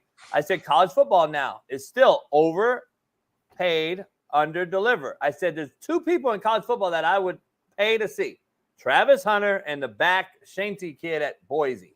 I said those two kids are like, to me, they should be 1 and 2 in the Heisman, in my opinion. And then on the other end of it, I would say they are actually underpaid because they over-deliver, and vice versa, where we're overpaying everyone else and they under-deliver. Like Shohei Ohtani, Matt. I think we could actually say he's under fucking paid. As crazy as that sounds, we could actually say he's underpaid. How many of those do you have, though, in football, basketball, baseball, all these professional sports? I think we're the most overpaid under-deliverer era that I've ever seen. I mean, I'm just telling you. I'll put it like this, especially with the NFL. I think there's more guys in college that are worthy of the dough. But in the NFL, my question would be simple. Who's irreplaceable? In the NFL? Yeah. Who? What player in the NFL right now can you just say, you know what? We can't replace him. Like, who's Michael Jordan, LeBron James, Kobe Bryant? Who's the guy where, and even this season, are you speaking on this season in particular, or I'm just saying, who we like, just? I'm saying like just in general, like Mahomes. Yeah, I would say it had to be Mahomes. Probably that's it. That's it. That's Yeah. it. That's it. That's it. And I don't know. And he's the face of the league, and he's probably irreplaceable in that regard. But everybody else, every fucking swinging dick, from Lamar to Derrick Henry to the Sauce Gardner to Surtain, everyone. You get rid of them for a year, and we can find another guy in the draft that can do the same thing. Yeah, that's just football is. That's why I call it watered down. I don't get why people don't understand. And the other thing is, in the NFL, they don't allow the players. It's one thing, like, I'm glad that Cliff Kingsbury's in Washington with Jaden Daniels, because at least they're allowing him to be him. Hey, let me ask you right now. Let me ask you. I don't know if Bryce Young can't play or not because he went to Carolina. So I don't know. Let me ask you guys a question right after get another kind of poll question real quick. Number one, is Jaden Daniels right now the best quarterback in the NFC? Yeah. NFC, I wouldn't put him over Sam Darnold right now. Baker Mayfield, maybe. Baker been playing well, but I got Sam in front of him right now. 80% completion percentage. I'd take Jaden Daniels. Yeah, I'll take Jaden. Yeah, that's crazy with the upside. Stafford's just banged the fuck up. The Rams are just depleted. So you would take him over a Purdy, over a Darnold right now? Yes. I get now. Yeah. Because Matt's thinking, okay, I'm a GM. I'm starting a franchise. I'm taking this young cat now. Well, if you ask me that, then that's a different They're about to win the East. Yeah, that's different for me. They look good, dog. I don't think he's the best in the whole. Like when I gotta look at. I'm looking at what Sam Darnold's doing, bro. Hey, look what he went. Look what I get it. Sam looked good, like really good. Jaden Daniels to go beat Kyler Murray that way yesterday, though, is pretty. Hell yeah. Look, Sam Darnold's balling, but again, I'm going to go back to this irreplaceable thing. He's replaceable quick, and he will get replaced quick when JJ's healthy. Watch. Really? Yeah, bro. That's the way this league works. Sam will ball out in Minnesota. He played for a contract, though. Whether you believe that or not, at least no, Sam, he is playing for a contract. Sam will go, though. If he doesn't get it in Minnesota, he's getting it somewhere else, and then JJ's the next guy. If he gets it in Minnesota and struggles, everybody will clamor for JJ and say this was a one-off. Yeah. But I hope that he Baker Mayfields him. I hope that he goes to Minnesota and they just sign him and just put JJ behind him. And if JJ beats him out, cool. And if not, then Sam runs with it. But look, man, Sam Darnold's got tons of talent. Again, so much of this is the situation you're put in too. Yeah. And the situations around the NFL are bad. A lot of the coaching is fucking good old boy league. It's your buddies. It's Aaron Rodgers is clamoring that Robert Saleh, of all fucking people, a hardcore defensive coach of the New York Jets, needs to hold the offensive lineman accountable on a fucking press conference for jumping off sides, and he has to tell him that. You have to tell your coach that instead of we're going to get rid of the hard count. What? How about we just tell these no way. There's no way. Sides? Matt, there's no way that continuity in that locker room is fluid. There's no way. They're in trouble. And that guy's not the leader. I've been telling you, Crow and Eagle, the Crow and the Eagle and all that shit. This guy's been that guy now that since I saw him read that paper, I've been on that fucking tip. And this is what he is. I'm just telling you right now. I will say this, the AFC East doesn't impress me, so that could be a good thing for the Jets, maybe. Yeah. Yeah, AFC East is, the Bills now. The Patriots and Dolphins are out. That's a wrap. So it's really the Dolphins are out. The Patriots are the worst team in football. So it's just Bills and Jets. That's a good point. The Bills and the Jets, you're probably only getting one team out of the East, and they haven't played each other yet. And the Bills are good, but they're not fucking world beaters. I mean, they beat 3 shitty teams and then got fucking ran out of the building last night by Baltimore, literally. Yeah. Baltimore looked pretty good, but then again, Baltimore's also one of those teams where one week you get 35 points and 300 yards rushing, and the next week you get 6 points. So, it's It's weird. It's a weird. All right, Matt. Let's have a disagreement. So I got a beef to pick with you. Please do. I read your. I saw your. You went live. I was on my boat, and I saw you went live, and I'm always going to support all my boat.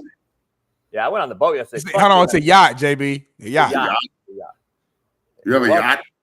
I do have a yacht. Yeah. You didn't know? I know he has a boat. I didn't know it was a yacht. What constitutes a yacht? Break it down. 33 and a half feet. How big is your boat? 34 and a half feet. That's a yacht. It's a yacht. I mean, the girl asked me, what does 8 inches constitute? I said, around.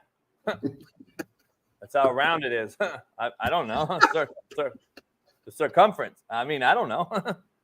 Or she said, what does 2 inches mean? I said, 2 inches from the ground. I don't know. What does that mean?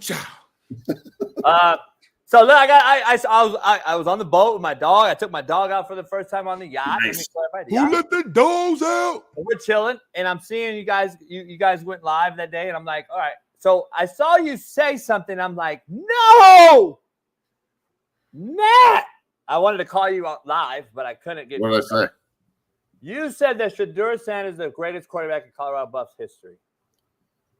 Yes. Oh, not over our boy. You can't say that over your friend and mine. I'll put it like this. Okay, he's the best. You guys Darian Hagan. He's a better quarterback than Darian. He's a better quarterback than Cordell. Oh. They're not better teams, obviously. Is he better than Coy Depner?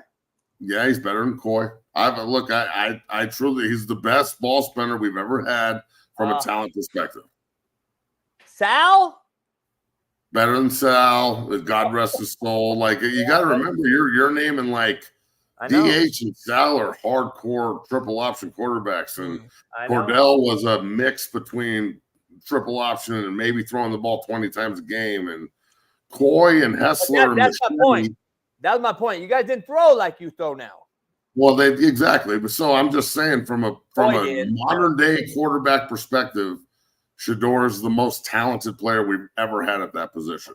And if they keep doing what they're doing, because everybody can try and minimize 48-21 all you want, but they were 14-point dogs, 15-point dogs, and everybody was shitting on them, and they can't stop the run, and they're not going to be able to be tough enough.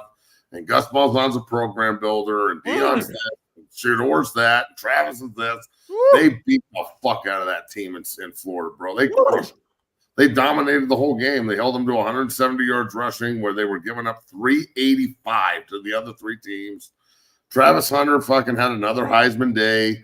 Shedeur got better as the game went on. The more they hit him, the better he got. They only sacked him once, and CU had like 6 or 7 sacks. So they ran the shit out of the ball. He was dropping fucking dimes all over the field. I don't know if I've ever been more impressed by a Coach Prime team. I think that if you can't see the progression and the foundation and the program building that they're doing, that's fine. I think it's more of a narrative than anything else. But his players love him. The Coach Prime I'm talking about, they are playing their balls off for him. There's real leadership on that team. Like Shedeur and Travis Hunter demand everybody to play at a certain level. And some people think that that's smug. And I think it's just real. I think it's real leadership. So let me ask you, people ask you, Matt, if they ask you, say, hey, Matt, your tone and all the Colorado tone is totally different after a loss than it is after a win. What would your answer be to that? Well, I'm the same guy. I'm the same guy every day on this show. The Nebraska game was very humbling, and I admitted that. It was a humbling ass beating that they needed to take in order to figure out that they needed to run the ball more and be a little bit more aggressive at the line of scrimmage and figure out which 5 are playing.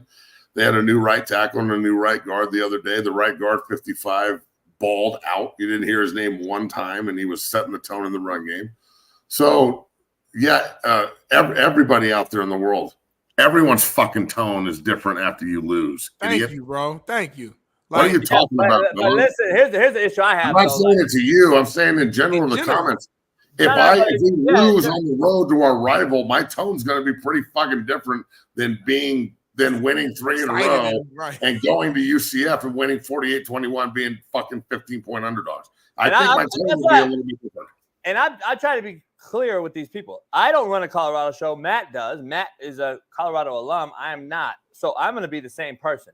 The question I've been asked all weekend was, well, why do they act this way when they win, or they don't show up at all during the week, or they don't give any predictions other than you, not you. I'm just talking fans, the prime sexuals. They're not anywhere. Today, this morning, there's 3,000 of them out of the woodwork who have no green name on them because they're not members, of course. So they come out and they're attacking me, of course, which I love it. You know me. My dick's hard right now. I hope not. You got 2 men on here. And I'm like, wait up. Where were y'all been though? Where have you been when we're predicting all these games every week? When I'm the one that says I'm going against Colorado, it's great for numbers. Shout out to Matt for jumping in. So let me ask you, Matt. When someone asks you, when are you going to beat a ranked opponent and play one? What is your question to them as far as building? We have to play one first. We haven't yet. You can only play who's on your schedule. Control, Matt. That's my coach always say. Look, Kansas State and CU both have a bye this week. K-State, I'd imagine they'll still be ranked. They hammered Oklahoma State at home. I think they're 20th or 19th from what I saw this morning. Depending on what happens this weekend with upsets and whatnot, they'll probably jump a spot or two. I don't think that I cracked 25, no? I don't know CU will crack the top 25 being on a bye unless like a bunch of teams in front of them lose. And that's okay. I don't give a shit about being ranked right now. I mean, it'd be nice, but who cares? I'm going to eat crow, Matt. I'm going to eat crow real quick for you. So Steve Kim and I came on this prior to this schedule and seen these teams in there. And we said, okay, we see by name. This is another reason why I call college football watered down. An Oklahoma State, which was almost a blue blood, if not, we would consider them pretty close with Oklahoma being pretty competitive. They've been pretty fucking good under Gundy for a long time. Over a long time. I see Baylor on there. Overall, you see the name, you're like, all right. And you see Kansas State, KU, which is KU's done a hell. You and I, last year were like, well, what Lance is doing in Kansas is maybe one of the better jobs in America. Now they're fucking bad. You got Texas Tech, who's 4-1, but I look at them like, well, Arizona State went in there and mollywopped you defensively, and I'm sitting there like, Cincinnati just got into a Power 5 conference a year and a half ago, and then you got Arizona, who left the Pac-12, who's an offensive juggernaut. They go beat Utah Saturday. They dominated them, too. They didn't just beat them. They beat them You up. guys dominated the leading rushing team in football. You stymied them. So now I'm looking at it, and then Nebraska beat you then on your conference, but I'm looking at it like, will Colorado win or can Colorado win? Now that I look at it, the conference, just by name, you don't play TCU, I don't believe. So no, we don't play TCU. Iowa State's undefeated. Matt Campbell's got a really good football team in Ames. They shut Houston out. Like, you can only play who you play, but they're always tough, and that's going to be a tough game for whoever's got to play them. Look, I think that the Big 12, you've got a lot of teams that if I were to gauge them on a 100-0, a lot of teams that would be sitting between like 80 and 85, like damn near all of them. Okay, so I think that it's going to come down to who you play at home, and CU's got Kansas State, Utah, and Oklahoma State at home. So if CU finds a way to win 2 of those 3, in my opinion, it puts them in position. Especially if they go on the road. Okay, so the remaining road games at Arizona, that's going to be a tough game, but not unwinnable. The Cincinnati game at home, that's going to be a tough game. They just scored 41 points at Tech. Texas Tech on the road in Lubbock. I played in Lubbock before. That place is a hard win. All right, if you go to Lubbock and get a win, you're happy. They just scored 44 points. Utah just got beat at home against Arizona, but they do this. Kyle Whittingham's dropped the game every year. That's why they don't have national titles at Utah, because they can never go undefeated and get into the dance. Remember a couple of years ago, maybe 4 or 5 years ago, Utah was undefeated and they lost in the Pac-12 title game, and it cost them a chance to go to the national title. Kansas has underachieved, but that doesn't mean they're bad. It means that they're just lost. Hey, so Matt, I'm looking at the entire schedule and I'm going, yeah, I think CU could play and potentially win the Big 12. I also think that Kansas State could play for the Big 12 and win it. I think Arizona could play for the Big 12 and win it. I think BYU. Big 12 and win it. BYU's undefeated. They could play for the Big 12 and win it. Iowa State could play for the Big 12 and win it. And that Texas Tech's 4-1. They have to think that they could play for the Big 12 and win it. So I'm looking at this entire situation and going, the conference is deep, not great, but deep. It's not the SEC or the Big Ten, but there's opportunity for everybody. And when you're in a conference where everybody thinks they can win, you're going to get fucking great games every Saturday, and you're going to get a lot of back and forth. And that's just to be in this position. Like, let me just say this and then I'll shut up. Just to be in this position with Colorado. 2 years into Coach Prime, they're obviously getting better. They're on the trajectories here. I mean, I've got Brett Coolj on today from IMG, who's the number one offensive lineman in his position in the country as a junior. He was at UCF to go watch CU. So, like that, they're a phenomenon. And Coach Prime has really tapped into something that a lot of people didn't believe in, but proof's in the pudding, bro. Like, he DM'd me after the game and like was just at the end of the message, he's like, look, you're a dog and dogs bite. Remember that, brother. And I'm like fucking sitting there like vibrating almost like, holy shit, Coach Prime's calling me a dog. Like, I want a D on my shirt right now. So like yes, I'm a homer, but I'm only blinded one eye, guys. And I can see what's happening, and they are electric on defense. Do they bend? Yeah. Everybody bends. I watched Alabama and Georgia bend like a motherfucker Saturday night. True against each other, but I did watch them bend. I watched Ole Miss get beat by Kentucky. Hey, huge ups to Mark Stoops, Mark Stoops. His son is on my high school team, and his other son is in my program, and he's a great dude. And they should have beat Georgia, and to get Ole Miss in Oxford like that, good, huge win for Kentucky. But what I'm saying is, I'm looking at this trajectory of the program on the up, and you've got in my opinion, I don't know how Travis Hunter isn't the front runner for the Heisman. Cam Ward's awesome. The kid at Boise is incredible, but Travis Hunter's doing something we've never seen. And just show him, Travis, start on him. Watch. And so with Shador playing the way he is, the protection he got the other day, the ability for Coach Lodeholt, the offensive line coach, to rotate new guys in and still play at a pretty high level. I just think that all of the ingredients for an extremely successful, productive season in Boulder are there. You've got, I think, and I'm just going to say this, I think you got the best quarterback in the conference. I think you have the best player in the country.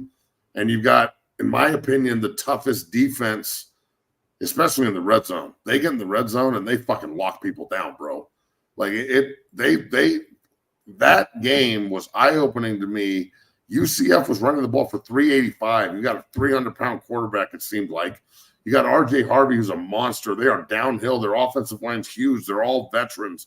They were talking about how they're all fifth and sixth-year players, and UCF's like picked to win the conference.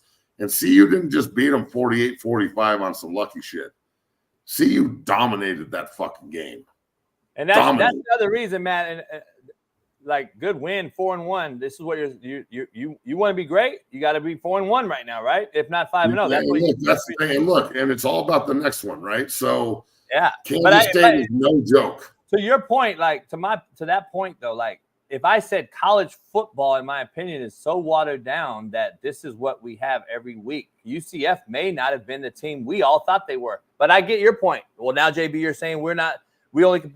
I'm not trying to take away from Colorado win. They were. I'm not trying to take away from Colorado's win. I'm not taking away from Colorado's win. I'm just trying to say, to my point originally from years ago, this is the college football though that I think we're looking at in overall. It's just football in general, yeah.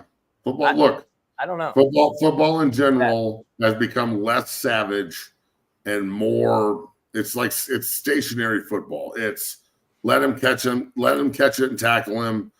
The quarterback's there, just touch him, don't hit him. Like, we could cut block this guy in the open field and get him down, but we can't. It's very feelings based, and it's just kind of foo-foo. And I'm not saying it's bad, but I'm still going to watch. But Save it for Friday because I know on Friday we got to talk Travis Hunter. You and I got to talk Travis Hunter because I want to bring up something that I want to see him play some upper echelon talent so I can say, all right, he will be an NFL guy. Because no, I'm only defending my NFL take that everybody's killing me on right now about him being elite. Hey Matt, you said fact. He's going to be the best player ever. We can't say fact when it's opinion. It's an opinion until it happens. But my opinion is a fact. All right, but here's my fact. I haven't seen him play in Alabama, Georgia, anybody yet. We don't play them.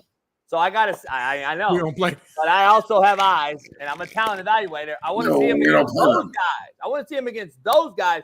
You and Al. JB, does your eyes, but your eyes work, JB. You know talent, homie. You know talent, homie. Stop. Hypothetically, he plays corner and receiver at fucking Alabama with Milroe.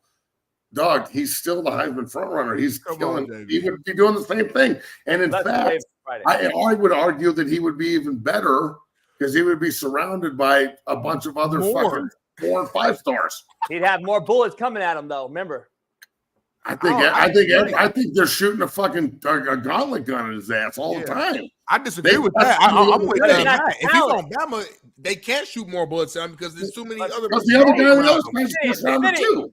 Hey, Matt, we got to hip this youngster real quick. The two white. Don't try to put Matt on your side against me. Yeah. No, I'm not. But me and Matt are the only two on this fucking 3 panel that will know this show because your ass is not really from the hood. So have you ever seen Harlem Nights, homie? Have you seen Harlem Nights, Smitty? Do you know what Harlem Nights is, Smitty? Yes, homie. Listen. You got to shoot me in my pinky tip. Listen. Bing, bing. Boom, boom. Bing, bing, bing. Give me that motherfucking gun, motherfucker. Why are you shooting with that fucking 22? That is what he has shooting at him every day, a 22. In the SEC, he would have a 45 and a Glock, homie. So again, this is the narrative that comes up every time CU or anybody there does anything well. I'm not saying that he's not great. Don't get. I'm not saying that. It's trying to find the next thing that CU doesn't have control over, which somehow knocks it down. Somehow, it's the same I don't thing. see how that's possible. And same thing a few minutes ago when he said, "Listen," he said, "Maybe UCF wasn't who we thought he was." It's like Jimmy doesn't see it. His brain always finds a way to belittle Colorado's greatness or whatever the case may. If they win, it's not that impressive because the team they went against wasn't who we thought they were. Travis Hunter is the best guy in college football, but I don't think he'll be great in the NFL because he's not good in one position. There's always a but. There's never just like, you know what? Colorado looked good this today. Like, fuck. Like, Travis Hunter. Like, I'm not trying to knock anybody's opinion down or anything. I'm just saying, like, if they didn't play for CU and I wasn't such a fixture on the show and we didn't have the relationship we did, right? I don't think that it would. I think that you would be on the other side of the fence, dog, because I don't know how you can't be on the other side of the fence. Like, you can look. King can criticize Shador for quarterback stuff all he wants. So can you. Weddle can come on and talk about Travis Hunter and DB stuff, and we can talk about things that they need to get better at. Everybody's got to get better at something. But to deny that what's happening in Boulder is real, and the narrative of, I read a fucking article where they call Coach Prime a bank robber, dog. Like, this might as well just be like he's a fucking felon bank robber. He just went in and stole all these kids, and now they're built like. At what point can everybody just sit back and go the same way you did with Prime as a player and go, God damn, that's impressive. Holy shit. Regardless of what I think. What he's doing is impressive. There's no doubt. Everybody remember this because I know Shaun's here and I got to go. They were 1-11 before Coach Prime got there. And they were by far the worst college football team I've ever seen. No offense, Coach Sanford and the guys there. It was embarrassing. Okay, I was embarrassed. At least, and like now, the trajectory is through the roof. The recruiting is through the roof. Everybody wants. Mac won 10 games not too many years ago, though. Well, in 2016, like 10 years ago, he won 10 games. But I sent a player there during that year. That's why I know it. Yeah. It's been like I'm the last senior defensive captain to hold a bowl game trophy. We haven't won a bowl game since 2004. Like that leading shit, bro, in my lifetime, just from 81 until 04, when I was 23 when I left that place. All they did was win natties and playing in them and first rounders and Big 8 titles and Big 12 titles. And I mean, we played 3 Big 12 title games in 5 years when I was there. They played another one the year after I left. And then since then, it's just been crickets. So the 2016 team was special, but I'm just telling you, they're building something in Boulder right now where I don't know if next year will be as good. We'll see what they do in the transfer portal, but we got a lot to discuss. We're going to unwrap it Friday, man. Incredible. You and I are going to talk about this on Friday for sure. Have a good week in your show, and then I'm going to have a great fucking week, bro. Oh, you are. It would be great to be you. Oh my God. Everything you say, I'm going to go on the next day and go totally against it. Well, that could happen too, because tomorrow's a new day. Yes, it is. Hey, I'll see you Friday. Appreciate you, Matt. East Go Bucks. Right from one legend to another. We got a loaded lineup today. Back to back. We got to get my main man, Shaun, in. I don't want to shorten his time. Shaun. Mr. King, how you doing? I'm good, brothers. Hey, Shaun, let me ask you something real quick right out the gate. Maybe Trump was right. They are eating dogs down in Alabama because the Crimson Tide just rolled the dogs, and I don't know, 28-0 at one point. But let me ask you something on this other flip side. Do we not defend or teach defending the fucking Hail Mary anymore? Because I don't know if you saw your Miami game, that Miami game Steve Kim was at, but this is very eerie and similar to the Baylor-Colorado game. Why is nobody batting balls anymore? Remember we used to be taught, bat the bitch out of bounds like a volleyball spike? Like, I think if Smitty was back there, he would have batted the bitch. Why are we all trying to make this fucking miraculous play now? Because it's pay-for-play era, maybe? I just think the fundamentals are watered down. I mean, first of all, the one guy jumps the ball. Don't say watered down on the show. It's not watered down. Don't say it on the show. You can't say watered down. Hey, the first DB jumps before the ball gets to the 10-yard line. Like, what the hell is he doing? And then, like, here's how I was always taught. They're not going to call pass interference on a Hail Mary. Like, go hold the receiver, push him. Don't let Felton in that 6'5" frame get a free jump at the ball like that. Like, I don't know what guys are doing. Hell, in the Colorado game, Baylor safety's out the end zone. The one that almost what the hell is he doing? Anyway, I want to pat myself on the back a little bit. I told Jeff and Nadu and you guys that Virginia Tech was a live dog that they would not only cover but have a chance to win.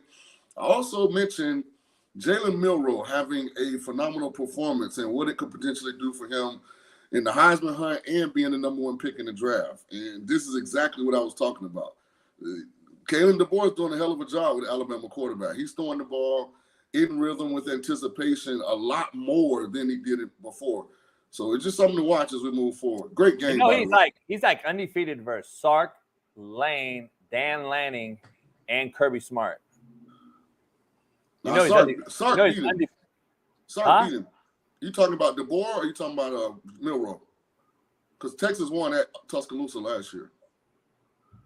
No, DeBoer wasn't in. DeBoer wasn't there though. It was Saban. Oh, you talking about DeBoer? Okay, I thought you were talking about Milroe. No, DeBoer is undefeated versus Sark, Lane, Lanning, and Kirby. Yeah, that's crazy, huh? Like people don't understand. Like in Power 5 play in the big boy leagues, this motherfucker I think is what 33-3. Look like Alabama know how to hire coaches. DeBoer, bad boy. Hey, is he that good of a coach? Because we've seen the history, like Smitty said, or is Alabama just a winning acceptor? Like if they created such a culture, he took Washington to the chip last year, so we can't say that. To pat my guy Smitty on the back, 2 things can be true. Fuck, I hate that fucking term, man. I mean, of course. Hey, TikTok, I'm about to light a stick, so come on over to our YouTube live. We got about 4,000 people in here live, so come on through. Okay. Of course they're loaded. But remember, their best player left and went to Ohio State. The DB, I'm drawing a blank on his name. He left and went to Ohio State. Yeah. So they did have some defections, but DeBoer's a hell of a coach, man. Hell of a coach. I'm going to tell you, can I say it right now? The 17-year-old kid at Alabama is Ryan Williams. Better than Devontae Smith. He better than Devontae Smith was ever. already. He's 17, and he may be in the top 3 talent-wise in the college football, along with Travis Hunter, the back at Boise, Milroe, Cam Ward, some other guys.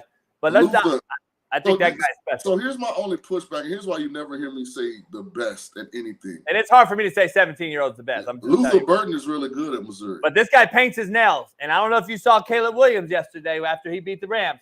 But did you see that motherfucker celebrate? Hey, baby, put me on the big score. You see that motherfucker celebration? What the fuck was he doing, homie? Hey, I'm going to put a name on you guys' radar. They haven't really played a marquee game yet. But, man, this kid is a real deal. Jeremiah Smith. Ohio State, right? Yeah. He's a dog. You saw that. He had one hand. He had the one hand to the end zone. He had the other one. He went up over the top. He's a dog. That's Smitty, the only reason. Smitty just heard of him right now. Smitty just heard of him right now. Hey, that's the only reason you don't hear me saying, like, such and such is the best. That's hard, because there's a whole lot of super talented kids out there. Yep. You can't forget about McMillan. Who's the Heisman favorite right now, Shaun, in your opinion? Jalen Milroe. Over Travis. Yeah. Why? What's gonna hurt Travis is the competition. They don't really have any perceived. I mean, Kansas State losing to BYU hurts Colorado. Arizona beating Utah hurts Colorado. Meanwhile, Milroe still's got to play Tennessee. I think they got Texas. I mean, they got, Oklahoma. Like, they still got all these not that Oklahoma's great, but, I mean, they got undefeated marquee games still coming up. He's going up against Jackson Dart and Ole Miss at some point. So I just think Milroe has the slip for Travis to win it. Let's put it like that. If they all play their top game the rest of the year, Milroe's platforms are bigger than Travis's. If Colorado don't lose another game and they're down in the wire and Alabama's sitting at undefeated as well, it's going to be a very, very interesting Heisman race that's in New York or wherever they go now. It's going to be very interesting to see who's on that panel. They had Chip to the fight in McChesney's too. I mean, that's a good win. Go down there, inclement weather, win in Orlando. I don't know how good UCF is, but it doesn't matter. It's still a conference road win. Like, that's the thing I try and tell people, man. Conference games are hard to win. Don't worry about how good the opponent is. So to go on the road, that's a good win for them. 48-21, it's not a last-minute game. That's a blowout. Especially they were big dogs going into it. And the way they won, they were out physical. They ran the ball well. They did what they wanted to do. So to me, it's the way they won. That's what impressed me more than anything. So yeah. So we'll see. Can they be consistent? What were they last year? 4-1, something like that. So now you get into that part of the year where your depth starts to matter. Your ability to focus. When you're having success, because I don't think the Big 12 is really top heavy, but I think they got a lot of good teams.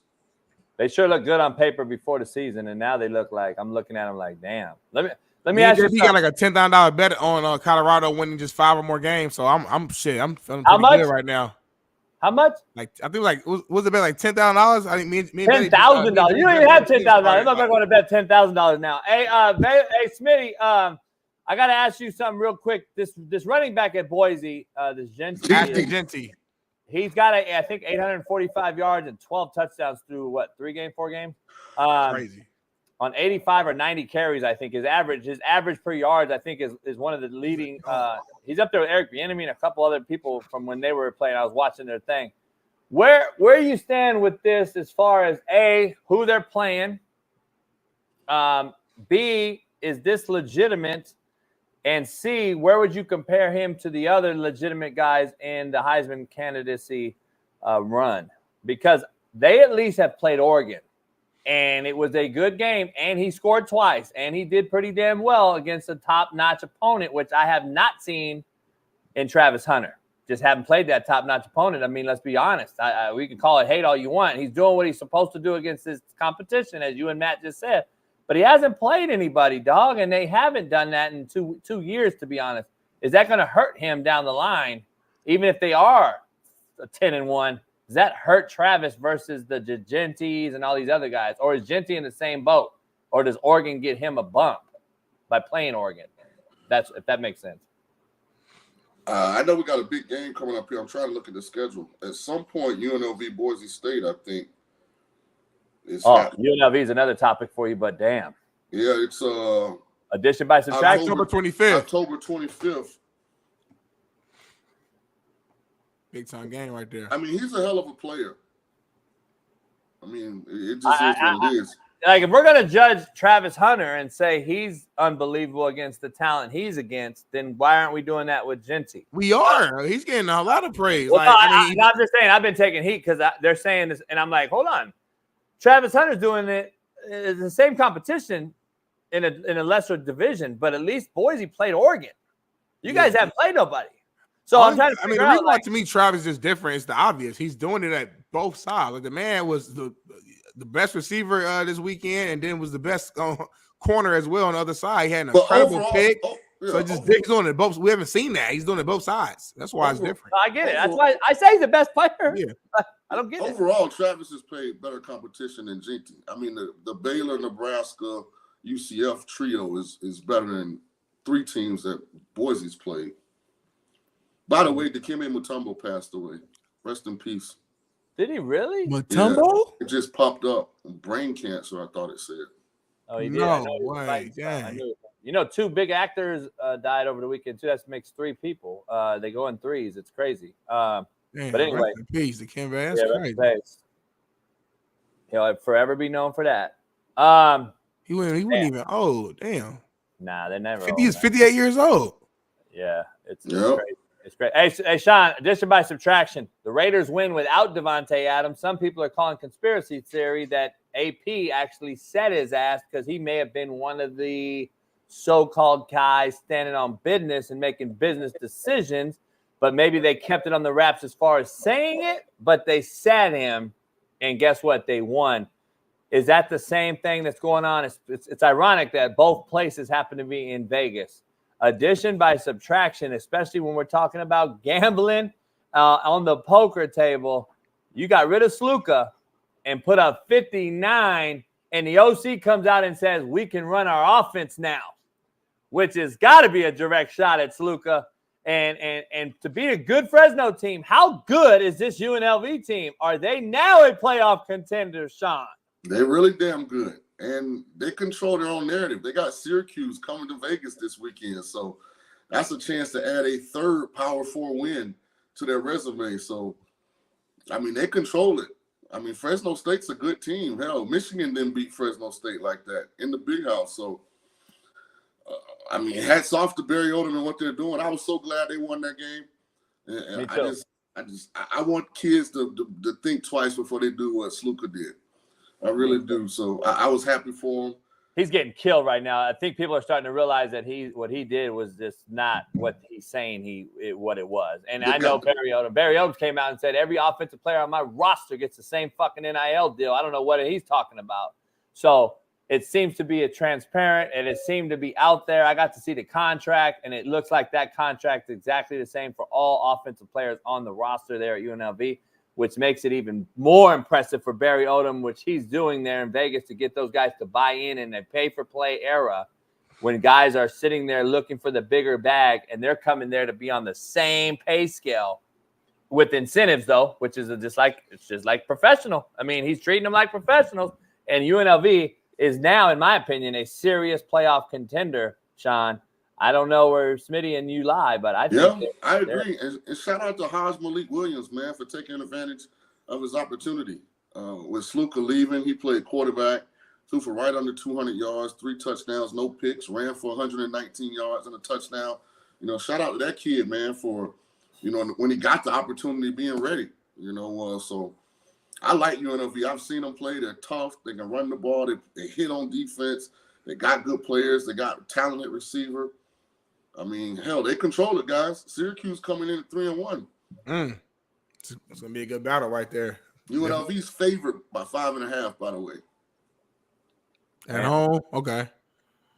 Yeah. All right, it's gonna be a good one now. We're gonna see. We're gonna see though. I'm definitely excited to see that matchup. UNLV, you called it first. If they're doing to making the playoffs, Shaun, you were the first one, I'll say, at least from my circle, who called it and said they was real. Even after watching the cheerleading video of the team dancing and all that stuff, you was the one who called it and believed in them. So they're looking good right now. So I got to give you props when props is due.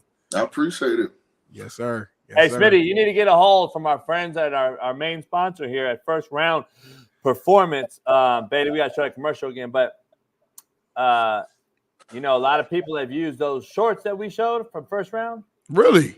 He said you need to reach out to AR5. They've reached out to him, but if you can get a hold of him, that'll help his hips and his joints. Okay, I'll reach out. I'll reach out today. Bet you can't make it happen though. That's we'll easy. See. That's easy.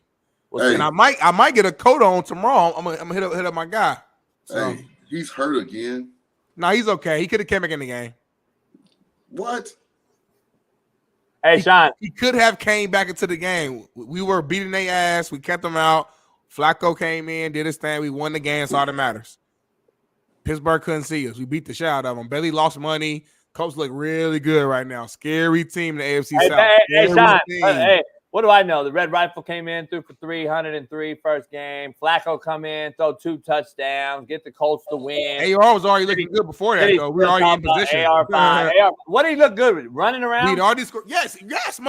That's what he do. He's not hurt, Smitty. He's not available. He ran the ball. He threw a few balls to Michael Pittman Jr. He's not available when you get hurt. What do you don't understand? What Brown and Michael Pittman got down the field. Drove down the field, so scored quick. Boom. Drove down the field again, got hurt. Flacco finished it up. But I'm saying he was already playing well. Why is it so hard for this motherfucker to grasp? That's not how you play the position, homie. I understand that's how he played, and we winning right now. That's all that matters. The Rams lost, homie. The Rams lost playing it the old school stoic way. Hey, JB. Elbow up. Wipe the windshield, throw it in. Like, that shit Hey, lost, JB. homie. That shit lost. Didn't Minshew save them last year? You and Shaun played in 75, homie. The game didn't change, respectfully. Hey, JB, when AR got hurt, he was 3 or 4 for 71 yards and had 3 carries for 24 yards. Yeah, it was early in the game. Smitty over there hyping him up like he went through. He was down there just Hold on, Shaun. Hold on, JB. Motherfucker, Shaun. Boom, boom, boom. JB and Shaun. And shit. I expect so much more from you guys. Shaun, you were a Super Bowl champion, played in the league. Hey. JB, you had a chance. You was in the league for a second, coached the game. You guys know football is more than just stats. Did y'all watch the game? I know neither one of y'all watched the game. Watch how he was leading that offense and leading that charge, and how we led first drive to a touchdown, went down into the red zone again before he got hurt. We were flowing. He did his job at his position. So, do what you're asked to do. So here's why you're getting pushback. Because a guy that's been injured every year that I can remember since I recruited him from high school went out of the game. You said that he could have come back in the game, but y'all were boat racing the Steelers. Y'all won by 3. Pittsburgh had the ball at the end of the game with a chance to tie or win the game. So I'm just trying to figure out what part of the narrative is going to be truthful. That's all I'm doing. All I'm saying is don't be surprised next Sunday when you see AR5 in that lineup. He was good. It took him out for mercy purposes. He's the franchise. We didn't want nothing crazy to happen to him. We got the W. Leave AR5 alone, see? Shaun, you recruited him, but you didn't get him, did you? So you it's like you got a little internal beef right now is what I'm hearing. But I ain't going to say that. He went to Florida. How can I be mad at that? I don't know. Hey, Smitty, you got a lot of AR hate on this show every Sunday. And I ain't gonna take it. Time for about 5 minutes. Smitty, get a couple. I know we got some Chiefs Chargers talk, and I know we got some interesting. Mahomes took out Rashee Rice, man. Ain't that crazy? The irony in that. I'm not a conspiracy. I'm not trying to be. But we all saw the offseason stuff. Irony or karma? Listen. He was hustling, though. He was about to go for the strip on the ball. You can't be mad at him for that. No, of course. No, but JB said karma. Like, the league didn't suspend him. The league wasn't going to suspend him. And a lot of people thought he should have been suspended. Sometimes they say, God working mysterious ways. What they say. You God-fearing, man. What do they say? God working mysterious ways is a common phrase. What do they say about karma, though? What is karma? See, I think he's going to get suspended. I just don't think it was going to happen this season. I think it'll come down this offseason. Really? Yeah. Oh, you got delayed. Okay. A lot of times I didn't get delayed. Go through the process. The NFL can't do anything as long as the legality. Right. Yeah. So it is what it is. Well, listen, I don't wish injury on nobody though. I want to be clear. I don't wish injury on nobody. Like players work too damn hard to play for them games, so I don't wish. I don't wish injury on a reckless driver to fucking hit my girl or wife either though. But we're not gonna talk about that. We're gonna give him a pass and let him be okay. But not worry about hitting the motherfucker and walking away. That's what kills me, homie. Like, but no, we were worried about that. We talked about that for like a week straight on this show. But I'm just saying though, why are we not talking about them and this motherfucker gets a pass? Like, I don't get it. I don't agree. But we'll always disagree with that one. But Smitty, Shaun, real quick, what was your takeaway from the Colts and Chiefs game? Kelsey gets 5 catches in the first half. No Derwin James. No tackle. No 2 tackles out for the Chargers. They really didn't run the football successfully, and obviously the Chiefs' defense is top tier, especially defensive line wise. And then they got a great back row, in my opinion, as well. Where are you at with the Chiefs-Chargers game? Chargers now 2-2 after starting off 2-0, and then you see Justin over there banging his helmet. And then the Chiefs lose 2. They don't have Hollywood Brown probably the rest of the year, Shaun. And now you lose your best wideout numbers-wise, statistically, target-wise as well. I just got to ask you, what's your takeaway from that game? And a second part before you leave, do the Chiefs go grab a DeAndre Hopkins, who I believe the Titans have no opportunity in making a playoff run? Do they go get a wideout that's sitting out here? Because at some point, the Chiefs are going to have to get another playmaker. Are they not? I think it's time that we acknowledge that the best culture in the National Football League is in Kansas City. Mm-hmm. Ooh, that's a tough one. That's a tough one with all the criminal activities that's been happening there the last few years. That's a tough word to use, culture. But the football culture, football, I agree. They're a really tough football team. They'll run through a wall for Andy Reid. Yeah, they don't blink, man. I know Isaiah Pacheco, doesn't matter. 29 and 25 fill in, running the ball hard. No Hollywood Brown, doesn't matter. Xavier Worthy steps up. Rasheed Rice don't matter. Juju Smith-Schuster, they just replace them and they keep winning. And Mahomes makes it work, and the defense buckles down and makes plays. At some point you just gotta get Andy Reid his just credit, because I don't know if he gets it. Nah, I get it. I agree. This week we'll have you on Friday or whatever day you can make it. Thursday. Let me know what day this week. But we got Weddle on today later on. We're going to talk to him about Travis Hunter as well. What's your biggest takeaway, real quick? Because Jeff Nadu's coming on. We're going to talk Heisman betting right now, Shaun. Who would you take right now other than Milroe? Take Milroe out. Who's your runner-up? I gotta see the market. Does Bailey have a link with the top the market? No. Jeff's gonna come on and talk about that. But I'm just saying, if Milroe is out, or let's say they lose a few games, who's your front runner to win the Heisman for you? That's a tough one, man. If Colorado wins, it would probably be Travis, right? Straight to schedule, I don't know. I know Devontae Smith won it a couple years ago. Mm-hmm. I just don't. I don't know. Cam Ward, you still got to respect Cam Ward. Hey, Shaun, before you leave though, we had a discussion about Cam Ward. I would wish you could pop on tomorrow with Steve Kim, because I'm going to give him a little bit of truth and reality into that game that they got lucky as fuck on. But Cam Ward, BT got cheated, by the way. But I'm sorry. Continue. Hey, Smitty, we'll debate that here in a minute, you and I. But hey, Cam Ward misses layups. I do not like it. I don't like the transition. I don't know if the transition to the NFL is what a lot of you think it is. I'm just going to tell you right now. Shaun, we'll have you back on this week. I appreciate you, as always. See you later. Jay, we don't think nobody going to be good in the league. Well, they are. Are they? Are they? Am I wrong? Everybody going to be shitty. Have I been wrong? Yeah. Who? Give me one right now. Go. Caleb just beat your quarterback. But did he do good? Don't give me about the team. Is Caleb Williams good right now? We judge quarterbacks off wins. Hold on. I'm going to go post. Is Caleb Williams good? We judge quarterbacks off wins. You don't want to answer. He can't answer. Jaden Daniels balling out. God damn. But I was the one that said Jaden Daniels was good. You did it. By the way, let's bring Jeff Nadu in, man. Time is cheap on Mondays. It's hard to get everybody Jeffrey Nadu, what's going on? What's up? How you guys doing? All right. We doing good. You make some money? Yesterday. I don't know what you did yesterday numbers-wise, because I was gone with the dog and shit. I don't know how it went. You and Shaun held it down. I appreciate you guys killing it. Jeff will now be the narrator on Sundays. He does a hell of a job. He'll just ask Shaun and I the questions. We'll spit it out and break down some film going forward. Now that we got DB Sport, we can watch the games prior. So I don't know what you did, Jeff, yesterday, but you killed it last week. Well, I hit my big play with the Jags. I had the the Bucks. I think I hit every 1 o'clock game. The 4 o'clock mixed bag, but yeah, very happy. Hey, let's dive right into it. You have something to talk about the Heisman Trophy candidacy wins as far as betting goes. So if all you out there want to get some betting apps, head on over to winnable.com/slap-picks and get you the first down package. Jeff wants to break this down real quick, and follow Jeff and go follow his Patreon as well. He does all things betting on his Patreon. So go check that out. Let's go ahead, Jeff. Eat on this. I'm so here's the thing.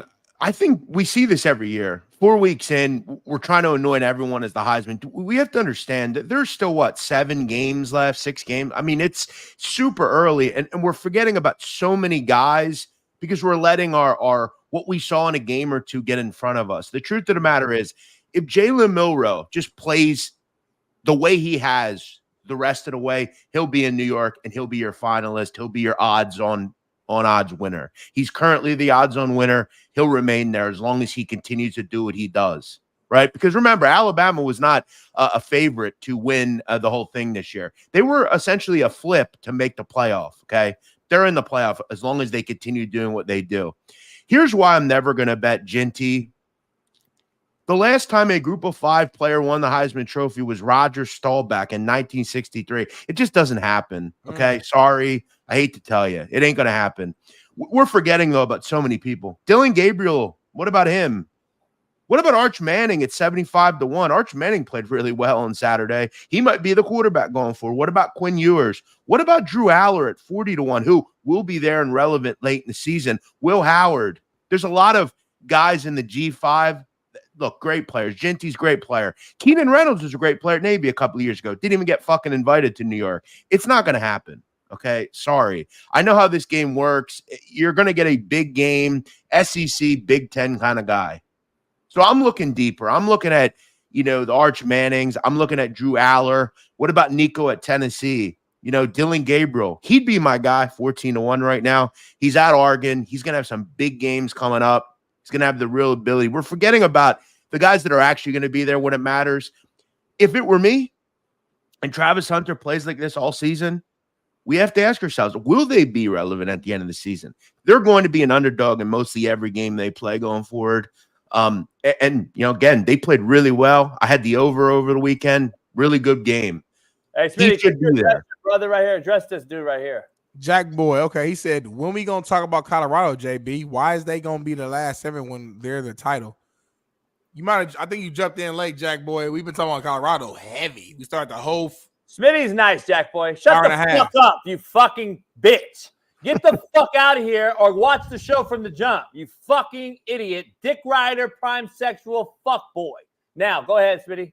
But keep watching the show, though, please, and become a member if you're not a member yet. Appreciate you, Jack Boy. Go ahead, Jeff. Yeah, I think we're letting a little bit throw in, and I hate to be this guy, but I'm going to be this guy, guys. You know who Boise State? Look, I know he did good against Oregon. I'll give him that. Very good game. I saw your tweet. I'm curious to hear. I just want to talk about it because it's the truth. Washington State and Georgia Southern are 102nd and 112th in rushing yards allowed per game. They also played Portland State, one of the worst defenses in the FCS. So again, the problem with Ginty is he's not going to play quality competition all year. Really, outside of I believe they play UNLV. They played Oregon though. Right, and he was anyone else that played. He scored 2 touchdowns that game, and he was very good in that game. And I made that clear in the tweet. But you look at the next couple of games for this guy. Utah State's one of the worst rushing defenses in the country. Hawaii, San Jose State, Nevada, Wyoming, Oregon State. Here's my only fight back with you is a lot of us are giving passes to guys like Travis Hunter, Cam Ward, all these guys, and they use the fact that you only can play who you play. But this is why I'm never going to bet these types of guys because I'm looking more deep down the road at when it actually matters. And Oregon's 7 or 8-0, and they're playing Big Ten type of teams. That's where Dylan Gabriel. Boise is not going to play anybody, and that's Colorado unless somebody gets ranked, unless K-State's highly enough ranked when they play, or if BYU or they don't play BYU unless they cross over in a Big 12 title game or something. I don't see Colorado playing anybody ranked either. And the only guys that really have a shot, to your point on betting, is the Milrose of the world, Cam Wards of the world.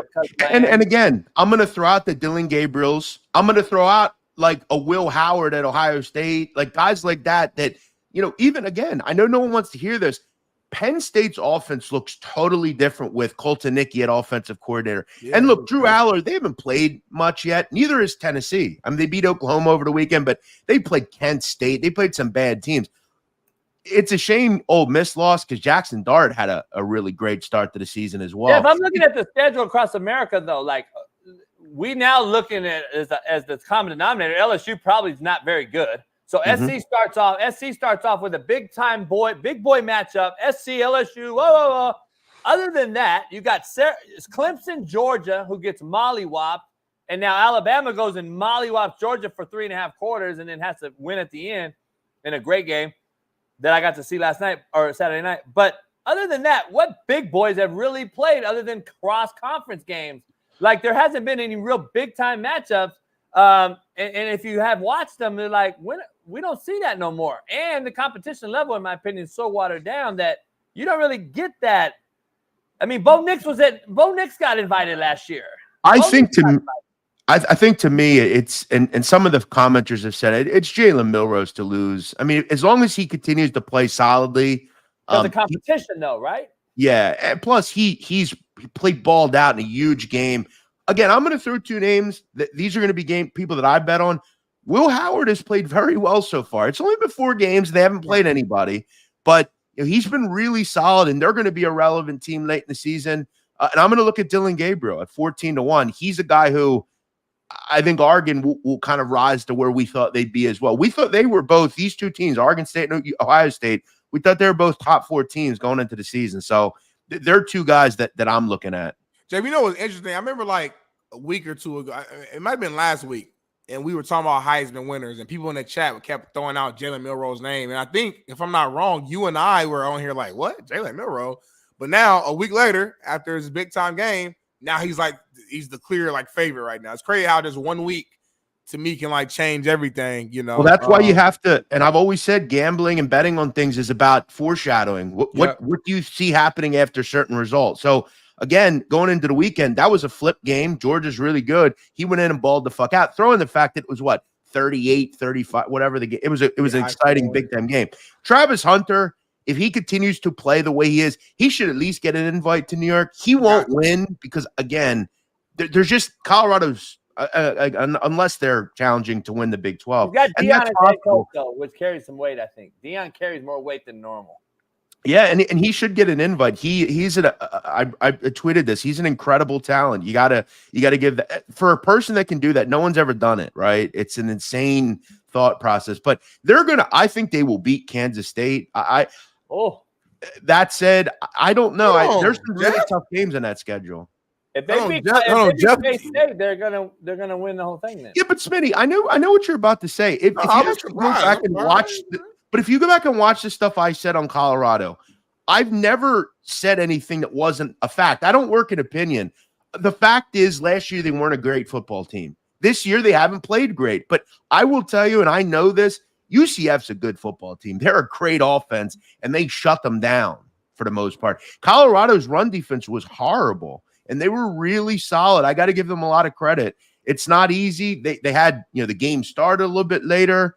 But Bailey, I don't think that's what Jeff said, Bailey. I think Jeff said that they will be underdogs every game going forward. I don't think Jeff said he wouldn't win another game. That's exactly what I said. And I will tell him I said they may get bowl eligible, but this is a tough schedule, as Matt alluded to. Arizona's tough. They had a big win over the weekend. And remember, they will be. I guess Bailey showed a thing earlier. They're going to be favored in most of their games, other than I believe K-State. So yes, Bailey, I did say I literally did say I said if they get bowl eligible, I'll bet them $1,000. Bailey, why are you riding their dick so hard? I don't get it. Like, bro, what is up with you? Like, all of a sudden you're a Colorado fan. When did that happen? I know Bailey wasn't that Colorado tough a couple months ago. But he, it is what it is. To Brady's defense, though, all I know is Major, you have definitely went hard on Colorado every chance you've given. You came on here, you went at Matt hard. Slow down. God damn. Y'all got to slow the fuck down. Come on, Bailey, let's go. Defend yourself. Jeff, all I said to you, because you came on Matt and I's live watch party, right? During, after No, I came on to support your show and said good stream. That's what well, I can't. Yeah, I can't control what Matt says. You know that. But all I thought was you bet Matt they wouldn't one kid they wouldn't win another game. That's all. No, I said they wouldn't be bowl eligible. There's a difference. You don't think they'll be bowl eligible? And I will bet him $1,000 right now if he wants. No, I don't. That's a hard schedule. I told you. Yeah. I just told you. I think they'll beat Kansas State. But I think they'll beat Kansas State, which means they'll be 5-1 if you're right. But on that schedule, they'll lose the rest. That's a tough schedule. The rest. But Jeff, if that's hard for me. If they get K-State, to me they're Kansas State's probably the best team they got left on the schedule, right? JB, damn near. We'll see where the number is. Again, I think they will. Personally, but hey, Jeff. So if they beat K-State, Jeff, you think that they'll have to lose then to a Cincy, a Texas Tech, a Utah, Kansas, Oklahoma State. Well, listen, they gotta lose out because who are bad right now, Jeff? They're bad, even though they're big name. They're bad. But there's a lot of eligible. But there's a lot. That's a tough schedule the rest of the way, man. I mean, Utah's going to get Cameron Rising back. Hopefully, he'll play eventually for a long period of time. Arizona just beat them. Jeff, is it a tough schedule or is it a tough schedule before the season started? Because now I'm looking at it like KU's horrible. Oklahoma State can't stop a nosebleed. Utah just lost to Arizona. Texas Tech's 4-1 and got beat by Arizona State. And Arizona is really an offensive team who showed some defense against a Cam Rising less team. And K-State should have lost to Tulane. They did end up losing one game. And then UCF, we just saw they fucked. We thought so. You have 7 games. So you have 7 games in that schedule. You need to win 2 of them. Okay. Yeah. Again, they're going to be an underdog against Kansas State and Arizona, in my opinion. Cincinnati, that's a winnable game. Texas Tech is on the road. That's a good offense. Okay. Utah, they were the preseason pick to win this conference. And Kansas, I think by that point, they're a formidable team. They haven't looked great to start the season with that offense. Oklahoma State's tough under Mike Gundy. They have a great running back. He hasn't really gotten going. I'm just saying, listen, I look at these games a lot different than most people. I'm not a fan. Yeah. I look at what I think the number will be and what I make the number. And to me, I guess they can get to 6, but that's a tough schedule to win 2 more games. Are you comfortable enough to bet me $100 live on this show? I bet you I could bet you $100 right now that they will. I'm guaranteed they'll be bowl eligible this year. Are you confident enough? For sure. All right, so bet good right now. Yeah. I bet you $100. Me and Jeff. 6 games, right? Bowl eligible. $100 right now. All right, if they win, I'll pay you $100. You and I have a 6-win.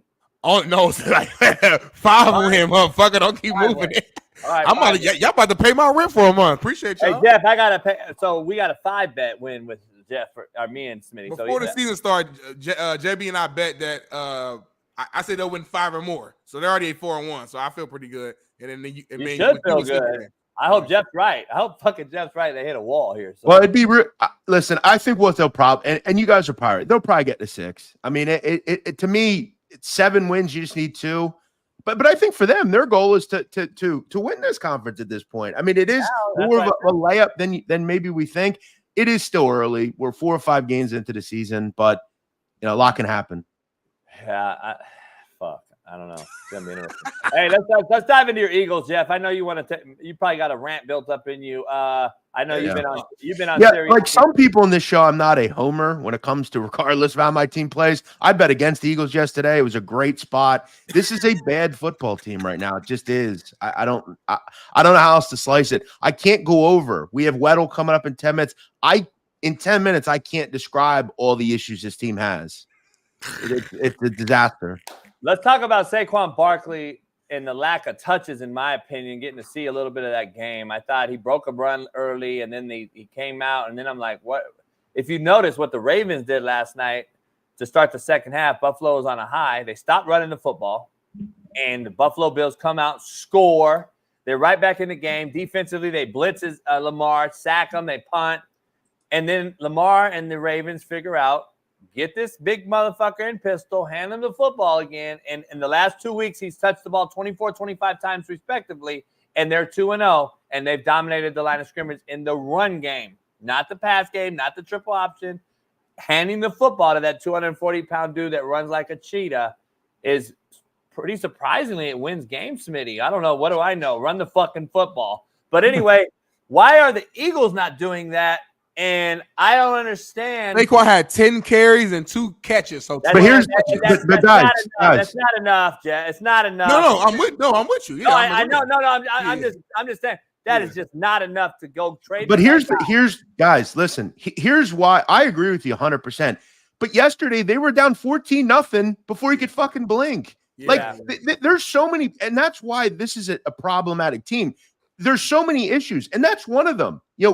Working and running the football on the regular. If you look, and Shaun and I talked about this on the show yesterday, if you look at some of the top teams in the NFL and why they long-term will be very good in the NFL, is because they run the football. They have good offensive lines. The Eagles have a good offensive line, but remember, don't have Lane Johnson. They need to run the football, though. Why the fuck does this team play 8 fucking yards off every receiver? Baker Mayfield's dinking and dunking down the field. That's all he's doing. I'm going to take what I'm being given. Fuck Vic Fangio. I'm tired of hearing Vic Fangio. He's a great fucking... Stop playing 9 fucking yards off the receiver, motherfucker. Go up and press this dude, man. Fucking jam him at the fucking line. I'm so sick of seeing 7,000 yards down the field off the fucking receiver. The pass rush, these fucking pass rushers couldn't play at West Philadelphia fucking high school. This Bryce Huff motherfucker, how the fuck's this guy in the NFL? Seriously, he don't even get close to the fucking quarterback. What are we doing here? It's all covered too, according to Mina Kimes. Let me ask you. I got to ask you something real quick. If you were to right now, retrospectively speaking, and you sit there and say, "Fuck, Flores seems like the best hire of the offseason." I said it. Washington is the best team in the NFC East, man. I'm just to say that real quick. But Flores with the Vikings, no one has predicted. They're blowing teams the fuck out, bro. And listen, they were getting 3 points yesterday. I said to myself, why is the market still down on this team like they are? I get Jordan Love came back, but he's coming off an injury. They won the game. They almost blew it, but they won the game. I want to ask Smitty this, and I'm going to ask Weddle. You get Malik Willis in there, you go 2-0, you throw the football combined 24 times in 2 weeks. Yeah. They threw the ball last night with Jordan Love back off injury 54 times. Yeah. And he threw for big numbers. He threw 4 touchdowns, but he threw 3 picks. And he threw for, I think, 359. 389. 389. He was, 45 of 50 or 43 32 of 54, 389, 4 touchdowns, 3 Yeah, that's But Smitty, he's right. I mean, that's not going to win. You look at this season outside of Baltimore, Green Bay's got the most rushing yards per game. We just completely abandon it and just start throw. Now I know they were down in the, they were playing well, but you got to run the ball, man. I mean, I'm so fucking tired of abandoning it. Running the football and winning games. Look at the teams. A college, pro, I don't give a fuck. Junior high. Look at who runs the football versus the ones that just chunk it around the park and who are winning the football games right now. And let me ask you, when you look at the bottom 5 teams, 6 teams in the NFL in rushing, would it surprise you that there are disasters offensively? The New York Giants, the New York Jets, Chicago, Cleveland. I mean, these teams aren't running the football and they're not good offensively. It's no surprise. Why the fuck is Cleveland throwing the ball 45 times a game? That's not the way they do things in Cleveland. They got a good offensive line. It's run the football. Now, Watson played better yesterday, but hey, Watson, I'm not gonna lie. I thought he made some good throws. His receivers are dropping shit. He did look good. Amari Cooper, I don't know what's he's just dropping them yesterday. I don't know what's going on. But before we get to the games tonight, I just want to say one thing. I want to go back to when I was 12 years old. It was the greatest year of my life. Really summer-wise, because Temple went to the Elite Eight and the Sixers went to the NBA Finals, and they beat one game. They beat the team that hadn't lost, the Lakers, in one game. And one of the individuals on that team, Dikembe Mutombo, was a childhood hero. Me, Allen Iverson, all those guys, Aaron McKee.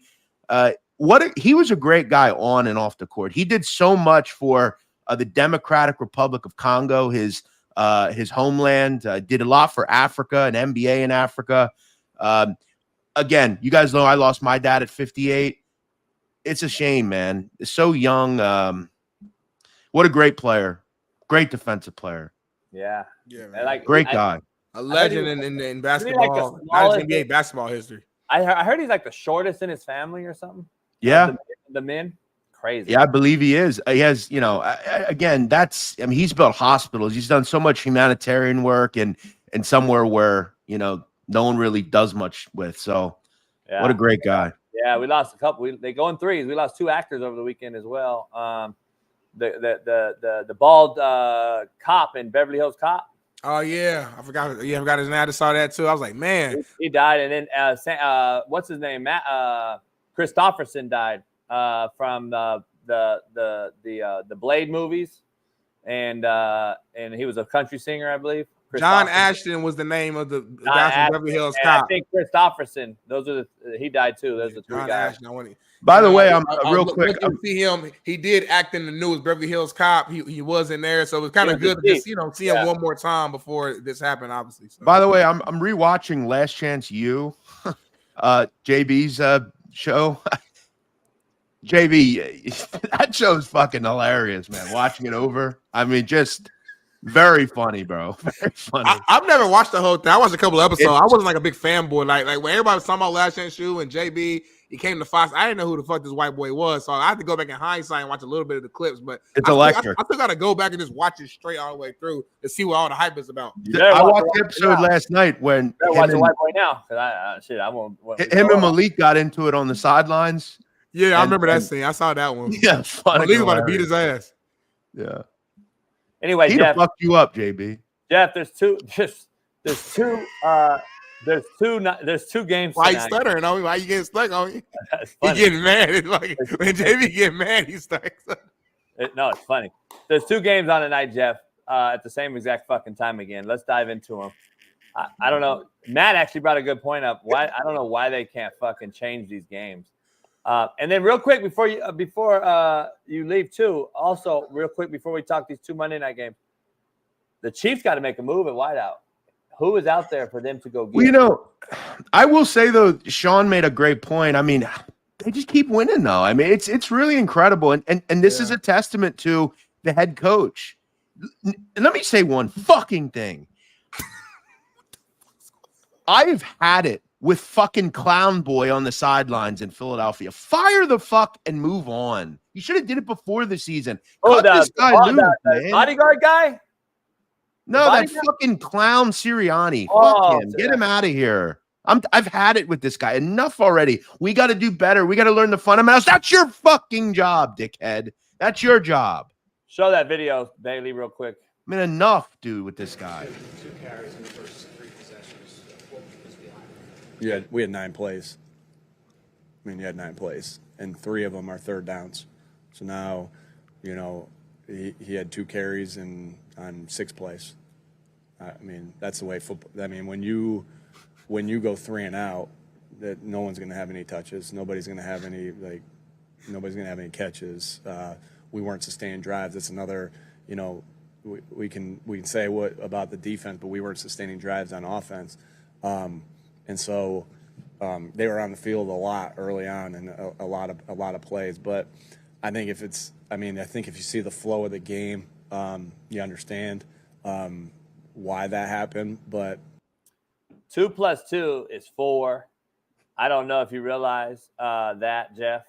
This motherfucker said that's how football works. You go 3 and out. You only run 3 plays. Hey, Jeff, who's worse right now, Sirianni or the offense? The offense there, which I told you guys, watch out. Kellen Moore is not who you guys think he is. Number 1, number 2. Let me ask you something. Who's worse though? The Eagles are the fucking Jets right now. Because but here's where I will give Kellen Moore a break. Listen, they don't have A.J. Brown and Devontae Smith. They don't have Lane Johnson. It's more the defense. It's more Vic Fangio. It's just I've had it with they've done this for years. And another thing with this fucking GM Howie Roseman, can this team, when they choose a new coach, can we try to get a fucking defensive guy in here? Mike Vrabel, maybe? How about that? I'm so tired of this Chip Kelly, Doug Peterson. He looks like a real good coach down in fucking Jacksonville. He's another fucking hack. Nick Sirianni. Take a listen to this real quick. Doug Peterson. Start worrying about your status. My status? Great question. After an 0-4 start. I mean, no. I mean, It's kind of a strange question, but okay. I mean, that's a great question. What was the? I didn't hear the question. It was so low. What was the question? He Jeff? said, what do you make of your job? Do you think your job's safe? Status. What's your status? Like, I think that's a great question. I mean, that's what everybody wants to know. And again, these guys He's a Super Bowl champion. I think that's why he gets more of a, and it's somewhat recent. You can't be 0-4. You can't. They should have won that football game yesterday. That's bad coaching, man. You got to find. But at what point, Jeff? Let me ask you this: at what point do you got to blame the fucking guys on the field who No, and listen, you're right.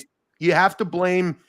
Trevor Lawrence has not been good. They're definitely blamed to go around everywhere. Sure. I'm trying to tell D Jones in the chat that his Jaguars were going to be shitty and suck this year and not make the playoff, but he didn't believe me. Now I think he's finally on board. I don't know. Listen, guys, I think we're all pretty smart. There are certain coaches we can think will either do good or do bad. We can kind of figure that out pretty quick. Did anyone, and you, Smitty, Sirianni was in Indy, did anyone look at him and say, he's got to be a head coach? He's a head coach, No one even understood the signing when they brought him in. I had what y'all call cringe vibes. I had cringe vibes when he had his first presser years ago, and I said it. I did a video about it. Yeah. It looks like, but they won 10 in a row last year, and then everyone was hyped, and then they lose all those games, and then it's just a spiral effect. That's how the NFL works. Let's dive into your picks of the night. 2 games before you get off here, and we'll see you Friday. And I want to thank you again, Jeff, for doing yesterday and allowing this show to grow. You're part of it, big part of it in this show today. I think we hit our biggest number. We were at 3,400 people in here live on YouTube. Well, I think that's a lot more to do with the Colorado stuff, but hey, we all play our role. We all play our piece. Thank you, Dion, Coach Prime Sexuals. All right, let's go. Get your 2 picks real quick, Jeff. Yeah, these are tough games. I will say, I mean, hey, the Seahawks own Detroit in Detroit. Just FYI. I've said for a couple of weeks, I cannot bet on a team with Will Levis at the helm. I just can't do it. That's a guy who will lose you football games. And it's a shame because I actually really like Tennessee. I like what they did in the offseason. I like their defense. I like Tony Pollard. I like what they've done there. But he's just a guy who finds ways to lose games. I feel like Tyler Huntley will be in a situation where he can run an offense. There's plenty of weapons on that team. I don't love their defense. That's kind of a major issue I have with them. I think it's a fair number. I can't really find myself a way to bet on Huntley. I don't want to bet on Will Levis. It's mainly a pass for me in that game. The other one, we forget, the Seahawks. Been very tough to move the ball on. One of the best defenses as far as yards per play allowed. Woolen's been great in the secondary. By the way, yesterday was the anniversary of Geno Smith throwing for 656 and 8 touchdowns in 2012 against Baylor in a 70-63 win. I'll bank on the Lions. I think they bounce back here. They're at home. I think their defense is a little undervalued as well. I don't know what it is. I'm just not the biggest Geno guy. Give me Stafford. I'll look towards laying the 4 here with the Lions. They've won both the games. Golf. Or Golf, yeah, sorry. Not Stafford. He used to be there. Golf. They've won both the games they've had by a touchdown or more. I think this is a decent number. I'll lay the 4 here with the Lions. There it is, y'all. If y'all want the rest of tonight's picks, make sure you go to our Winnable, man. Go to winnable.com/slap picks to get the rest of JB and I's and maybe even Jeff Nadel's picks on there and find out what we Before I go, a prop I had, listen, and I never bet props. Derrick Henry to score a touchdown, -150. That might have been the easiest bet I've ever made. The first play. Beautiful. He is an incredible player. You know what, Jeff, before you go, I predicted that this system between Derrick Henry and Lamar Jackson would work and they would figure it out. So I'm glad that we're seeing it. Again, I don't want to be this guy. I picked him to win the Super Bowl. That was my pick before the season. Again, long way to go. I love watching him. He is an incredible player. Jeff, they were fucking We didn't rush in the NFL. Jeff, they were fucking 1-2 going into last night. Let's pump our brakes. It doesn't matter. Again, the Bengals are a disaster. The Steelers, we don't believe in them offensively. The Ravens are the best team in that division. AFC North, yeah. Browns. All right, then, Jeff. We appreciate you, my guy. We'll see you again later this week. You have a good one. Peace. It is E-Dub Mondays, as it has historically and traditionally been. Going on year 2 with E-Dub on Mondays. We can't thank him enough for joining us. He had change your energy. Change your energy. This is our last guest. Last but coming up a big bye week in his high school team that he controls. They had a big bye. They beat the shit out of bye week. And E-Dub's Rams lost, but his Ravens won. and his Chargers lost. But we're going to dive into it, and hopefully this week will bring him success with his team, the Rancho Bernard high school team that's going to go 5-1, I believe. We're going to bring it in. But it is E-Dub Monday. Let's introduce him. Yeah.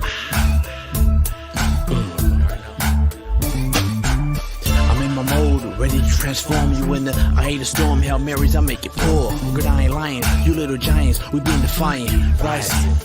What's the cost to be the boss? Breaking down the walls, we all in once the coin gets tossed. Got the kind of action, never acting. No need to scramble to get traction. We make it happen. From 3-4s to 4-3s, we get it cracking. Oh, the bearded one. What up, E-Dub? Appreciate you hopping on. What's going on, guys? You look nervous, Weddle. I ain't gonna lie. You look a little nervous coming on this show right now. I don't get nervous. Ooh, okay. I'm testing you out. Smitty, we don't get nervous. I'm not talking to you, Jay. I'm talking to my guy, Weddle. Your generation getting nervous. Like you scared, dog. Like we just. Me and Weddle in the same generation. He a millennial. I'm a millennial. Whatever. An old wise man said pressure is self-inflicted. So you bring pressure on yourself. Contrary to belief. That's better than your shit you said earlier, JB. Yeah. Hey, have you seen Derrick Henry and how he handled the Bills last night? That's what it looked like. Oh, he put the ball down, stiff on the picked it back Hey, up. that's Raven football right there, though. How impressed were you about I guess that performance? We might as well just start right there. Yeah, I mean it's who they are, and that's how their identity. That's the culture. That's the program in a sense of how you win football games in Baltimore. And they just got back to what they do best, which is run the football, play great defense, and facilitate the throwing off of the run game. I mean, Lamar has always been at his best when he's throwing 20 times a game and running the football and being dynamic in the pocket and making incredible throws. Like that's how they're going to win. And when you drop back 30, 40 times, it's always a recipe that hasn't worked for the Ravens and for most teams, unless you have 3 quarterbacks in the NFL. Outside of that, you better run the football. Let's. I want to dive into some college weekend with you because we all had bad weekends. It looks like Utah. Your Utes lost to Arizona. Arizona always plays them tough. I said it over the weekend. They always play them tough for some reason, no matter who the coach is. For whatever reason, they have a little bit, if you want to call it their number, so to speak. But Cam Rising has to play, right, for this team to be the champs at the end of the year. We know their intangibles are there at Utah, but they struggled a little bit last weekend. Where are you at with Utah and that performance, and then college in general for what you saw? The Colorado, obviously, everyone watches. Alabama-Georgia game was a huge one. Incredible. Miami, Hail Mary, and the safety's not bat balls anymore on Hail Mary. Yeah. I have to ask you that. But go ahead. Yeah, real unfortunate. You're playing a team that is talented at quarterback. You got probably the number 1 receiver in the country. You know they're going to score. But you have to trust your defense. You have to trust your team. And I just felt not trying to take the points there in the first 2 series. You drive 75 yards, get inside the 5, and then another 80 yards, get inside the 5, and you come away with 0 points. That was the game. That was the game. The momentum shot, the belief, the confidence, especially with a true freshman quarterback playing on, it's not easy. It's not easy. So everything's still there in front of them. But the loss at home, we haven't lost at home like one time in the last 5 years. So it's not a good not a good game, not a good look. They'll rebound. They got a bye week. And hopefully Cam can get back. But Cam is the guy.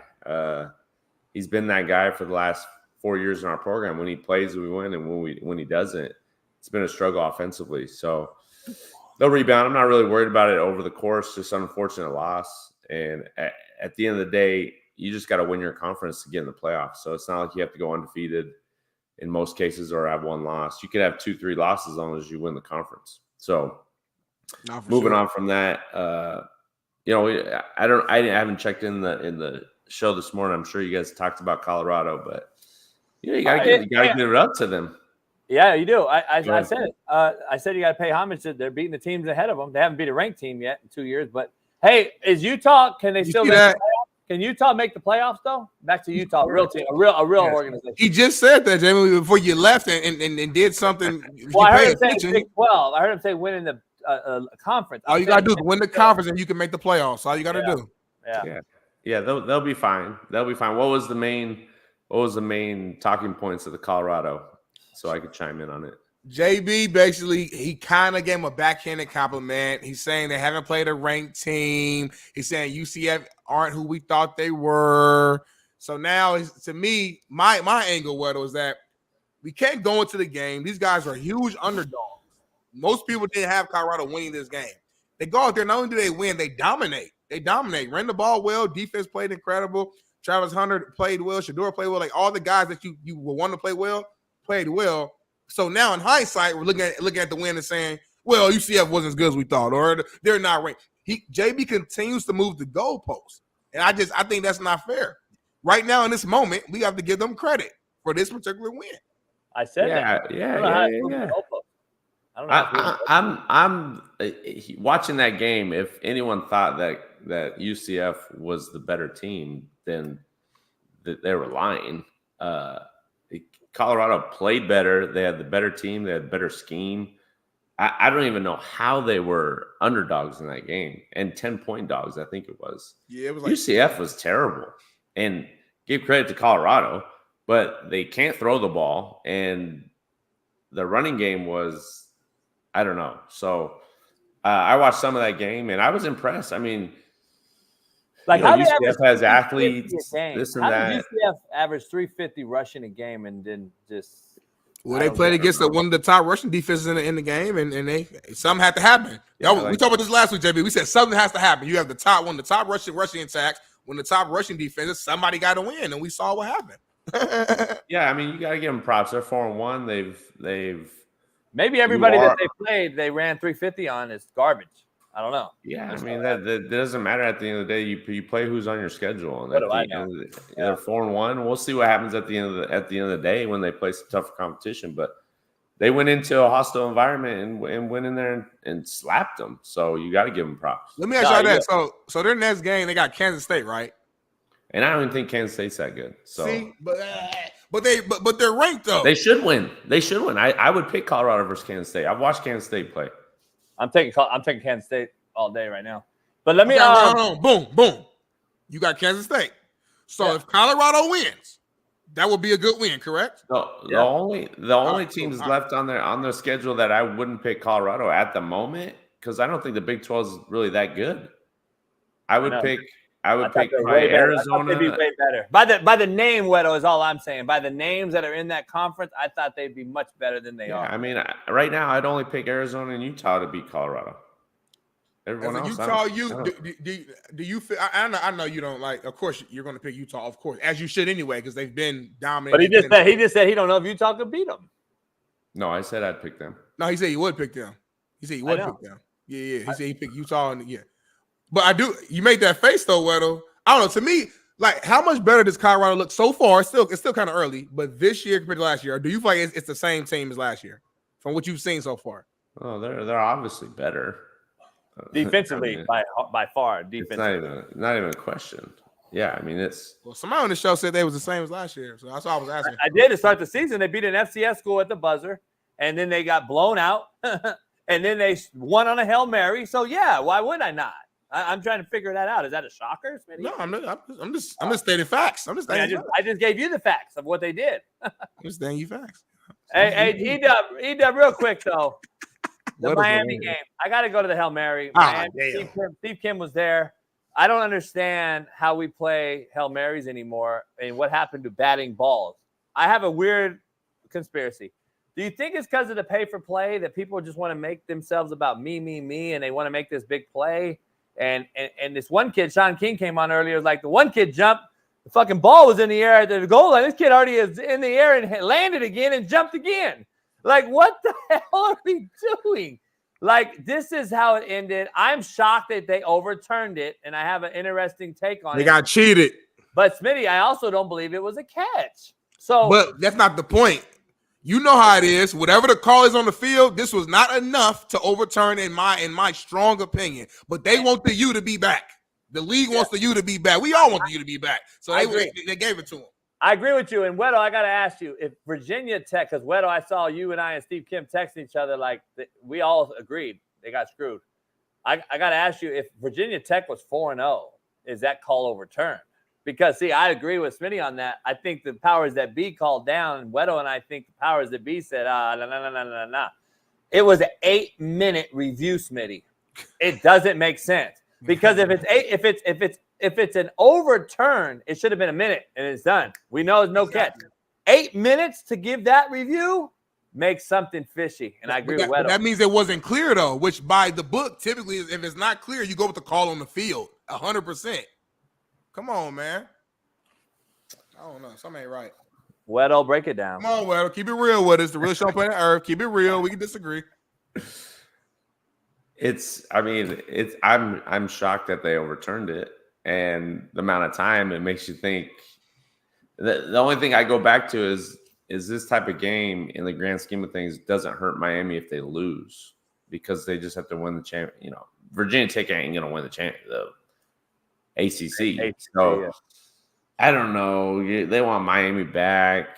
Why'd they struggle with Virginia Tech anyways? And we thought they were all high and mighty. They should get the same type of animosity and negativity that Colorado gets when you're talking about it. So Cam Ward didn't play well, and we all put him up there. So missed a lot of layups. I don't know. And hey, I do want to chime in. I do want to try and chime in on like the Travis Hunter and the Richard Sherman comments and this and that. Like, here's what I just want to say. Like, people take the comments that Rich Sherman like he's a hater. Yeah, we as people that played a long time in the NFL, we're realists. We just think logically. No one said that Travis Hunter is not one of one in the history of college football. What he's doing is by far the craziest, most impressive things I've probably ever seen, playing every snap on both sides of football.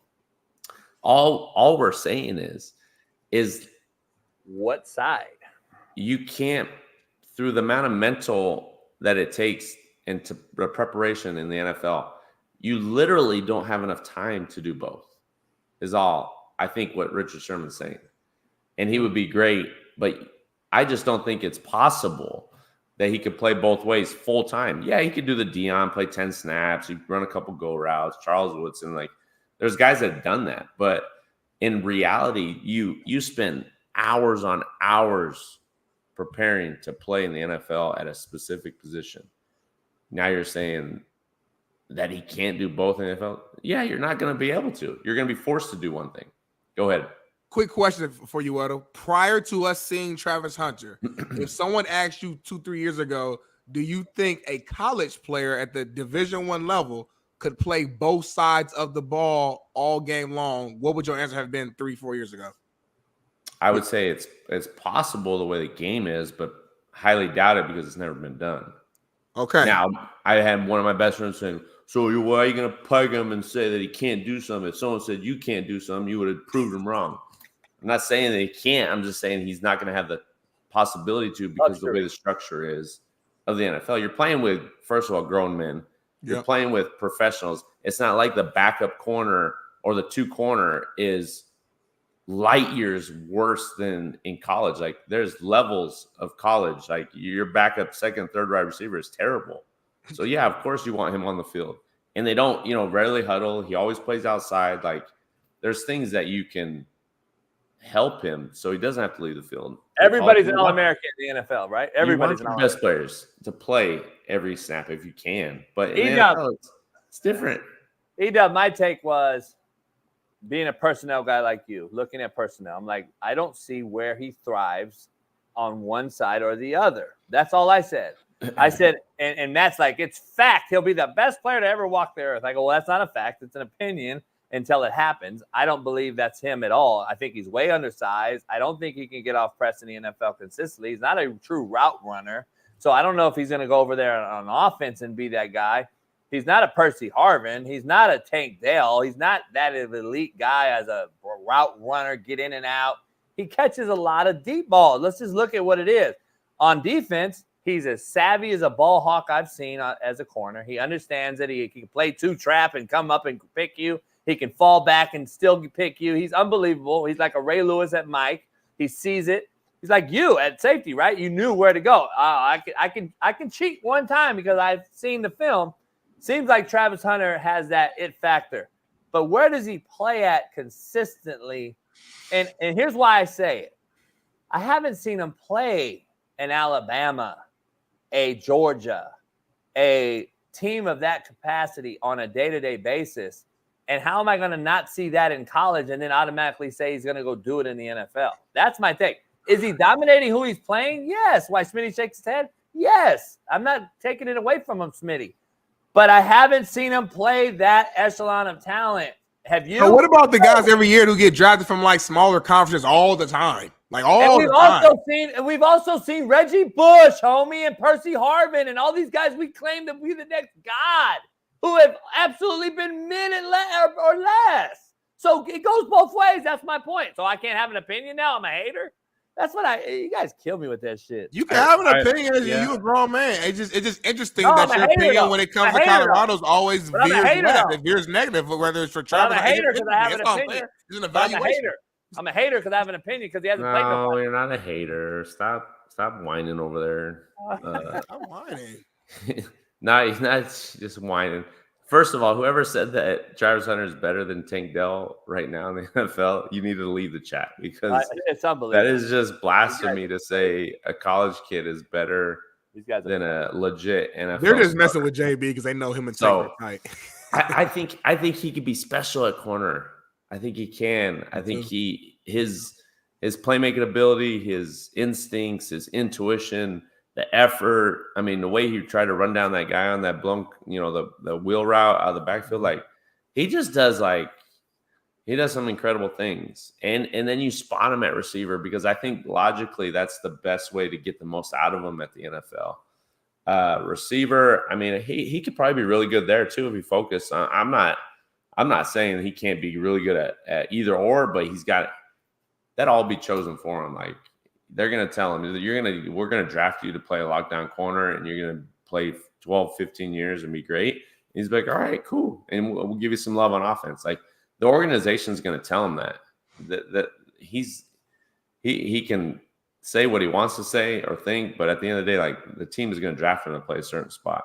But what if Jerry Jones, what if they fire Mike McCarthy and they hire Deion to be the Cowboys head coach and the Cowboys draft Travis Hunter? And then you think Deion will let Travis do what he wants in Dallas?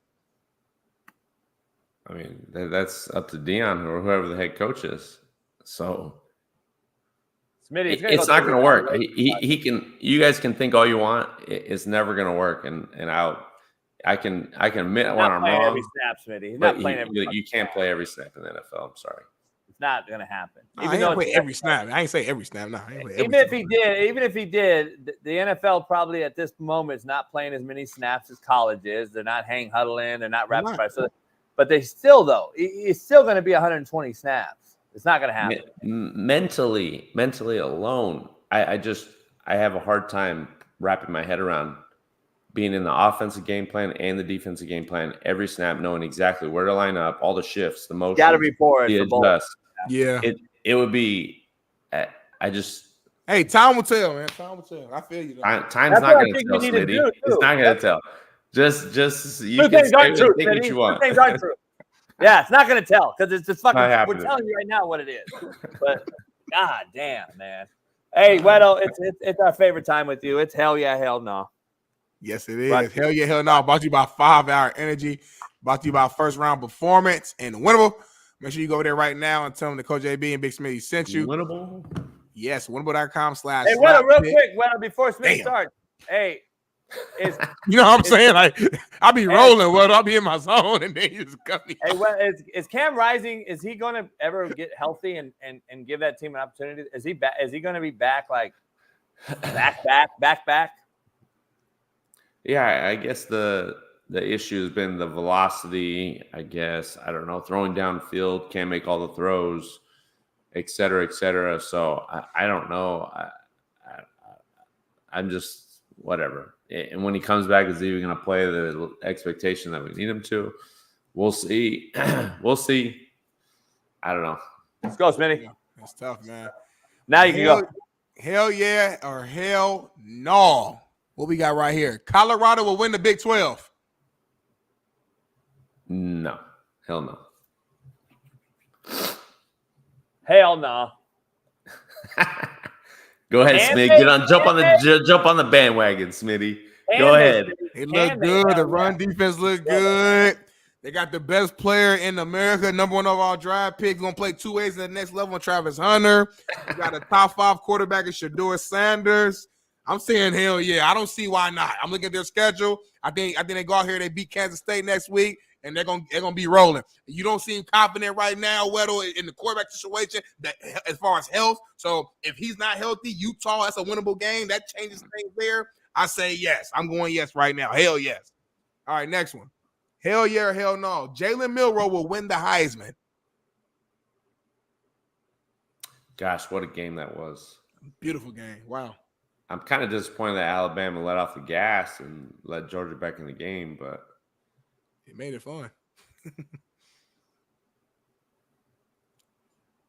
I'm going to say hell no. I think there's a couple other players out there. Travis Hunter being one, the Boise State running backs doing Ashton Genty insane things. And I'm giving Milroe props in that game. He led that team, and I just don't know if he's like the best quarterback in the country. I don't think his stats are gonna match up with a Heisman. I think Travis Hunter's got to win it if they continue to win. Even if he doesn't, even if they win like 6-7 games, and they're 8 game, whatever. He's got to win it. He's by far the best player doing unseen things. Just give it to him now. JB? I love the Genty kid, man. I think he's a real deal. Let him win the Doak Walker, and then let the quarterback win Davey O'Brien. Hey, Smitty, when are we? When are we gonna give him the Doak Walker? Hey, when are we just gonna call it a quarterback award? Quarterback award, because I don't believe right now, it should be right now we should have Genty, Travis Hunter. I think should be the favorites right now, but they're not. It's always going to be a quarterback. I don't know. But Devontae Smith did win not that long ago. That's true. That's why I thought that outlier. Yeah. And the Alabama wide receiver right now at 17 years old who paints his nails is better than Ryan Williams, a bad boy. He's better than Devontae, in my opinion. It's too early, but he a bad boy. But all right, so hell no from JB. All right, hell yeah or hell no. Lamar Jackson and the Ravens will win the AFC. Hell yeah, of course.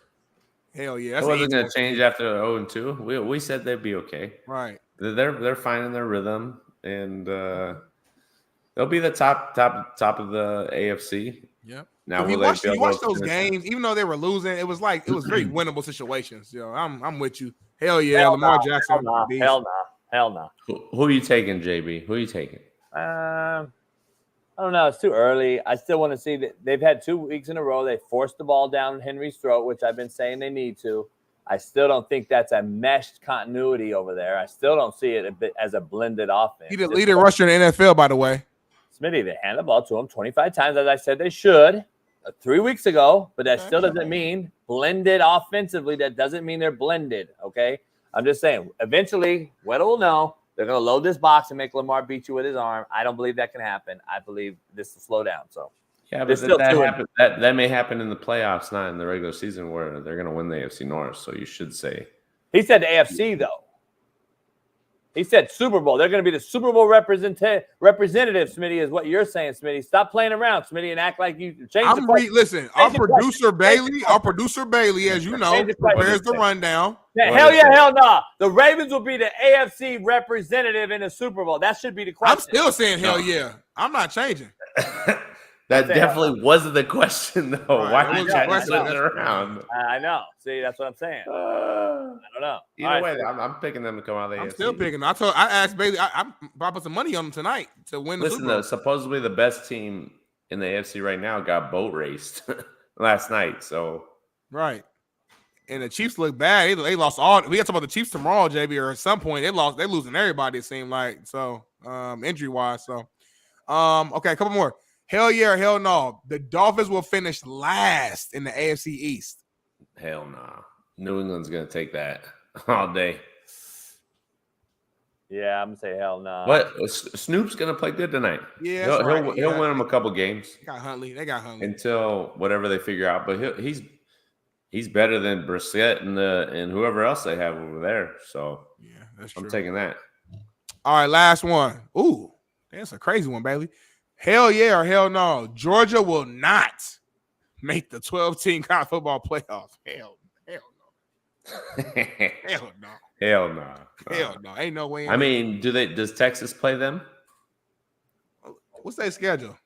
Let me see. I don't see it. Tennessee is still yet to be known. It seems like Kentucky should have beat Georgia, and then they go beat Ole Miss, who had the best offense in the country. It seems like, it's interesting. You're right. They got Texas, they got Ole Miss, they got Tennessee. So if they end up getting 3 losses, 8-4? No, 8-4 definitely will get them in there. Yeah. If they end up with 3 losses instead of 2.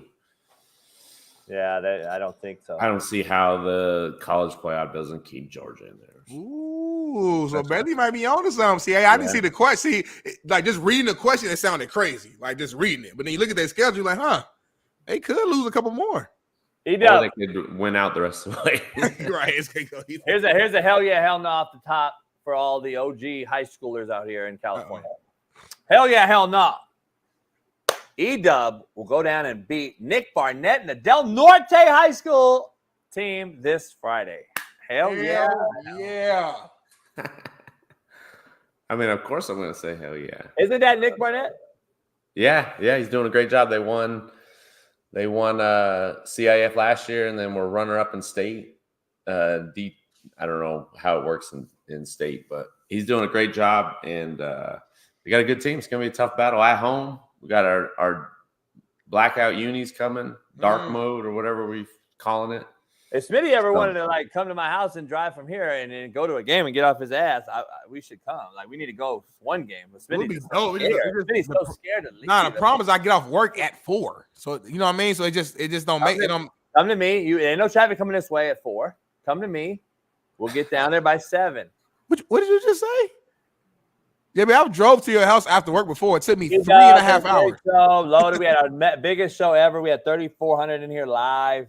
We still got 2,400 in here now. Appreciate everybody. Keep building it. You got winning tonight in the 2 games, Weddle, as you go out. Miami and Seahawks or Lions? I got Seattle with the upset. Ooh. Seattle wins in Detroit. Well, at least Pete Carroll did it. Seattle wins in Detroit. Mike over there knows what he's doing. He's gonna have a great plan. Out the Mike, hey, we ain't really talking about him a lot, man. Like kind of taking over for Pete Carroll leaving, and he's been quietly over there doing this thing. So, shout out to him. Yeah, I think the Titans are gonna beat the Dolphins. I think the Dolphins have an identity crisis. I don't know why they haven't gone out and got a quarterback. If Tua comes in E-Dub in 3 weeks and says I'm gonna retire, what do the Dolphins do? Aren't they stuck with their thing in their hand? Well, they probably got to figure out that answer before they go get a real solution for the quarterback spot. So, when you go get a borrower though, like a Tannehill or trade for Bryce Young, or they got Huntley. Yeah, Tannehill's done. I'm not taking him. I would try maybe. Why you guys laugh like that more? Hey, Flacco came in for the overhyped, overrated AR5 and threw. We didn't even talk about that, Smitty. We'll talk about next Monday. We'll talk about it. Next Monday he might be. It's 9:05. It's 9:05. AR5 could be fucking dead next Monday. Let's talk about him now. E-Dub, AR5 just does not play the position as it intended to play. He's going to get hurt. Smitty don't get it. I don't understand why Smitty don't get it. He's a bust. God, Caleb Williams is a bust. Jaden Daniels is the best rookie in the draft. I said it 7 months ago. I'm saying it now. Look at what's happening.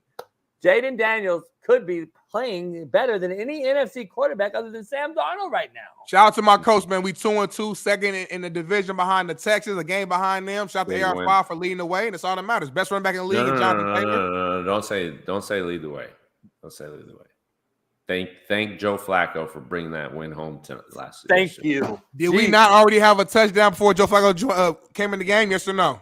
It Did was we not, when 7-0? Flacco joined, when he joined the game, were we already in the red zone, Weddle? Stop it. Was we in? Stop. Were we in the red? Stop I'm it. asking a question. Were we You in the red you zone? can't say things like this and have people respect your comments. Stop I'm it.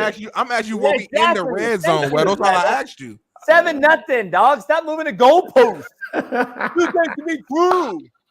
Y'all didn't watch the game. I understand. I respect it. Thank Joe Flacco. Respect Joe Flacco. Respect the big red rifle. Respect the old whites who just throw it around the park and win games. That was the Jonathan Taylor, best running back in the game. Shout out to our O-line for doing our thing. Jonathan Taylor played well. Zaire Franklin, one of the best middle backers in the game. You can give all the props, but you didn't give props to Joe Flacco, and you put it all on AR5 when he didn't even play no game. Flacco came in, did he supposed to do? Like as I he shitted on Minshew without getting one year. snap all week. He shitted on Minshew last year too. Minshew came in and won all these games, and he shitted on him too. Oh, AR5. I never shit on Minshew. I just said that long term, that's not the answer. As we're seeing in with the Raiders, he a cool quarterback. He win a couple games. That's what it is. Serious question. Yes. Is AR5 ever gonna learn how to play the quarterback position so he can have a great long career that you want him to have? Smitty won't answer it. Go ahead, Smitty. I trust Shane Steichen. You trust him. You trust him enough that when he came back from hurt, he ran the ball the first play. I trust Shane Steichen overall. Nobody's perfect. Bill Belichick has made bad calls. Shane's my guy. Pete Carroll asked Russell Wilson to throw the ball when you should have just ran the ball and hand off to Marshawn Lynch. Some of the all-time greats have made bad decisions at times. So all I'm saying is I trust Shane Steichen, his brain, his system, what he did with Jalen Hurts. You notice the Eagles ain't been the same since Shane left. I agree. It's not a coincidence. So the skill set level of AR5 coincided with Shane Steichen. Wait. Say that word again. Coincided? I'm from the hood. I'm from the hood. That's what happened. Coincided? Oh my gosh. That tells me you guys have been on this show for too long. I love y'all. Great show. Homie, don't laugh, JB. Why your face red, homie? Oh, Edom had to leave on that, man. He had to leave. We have to be grammatically correct on the show. Enunciation, pronunciation. How you say it, JB? Coincidental. What did I say?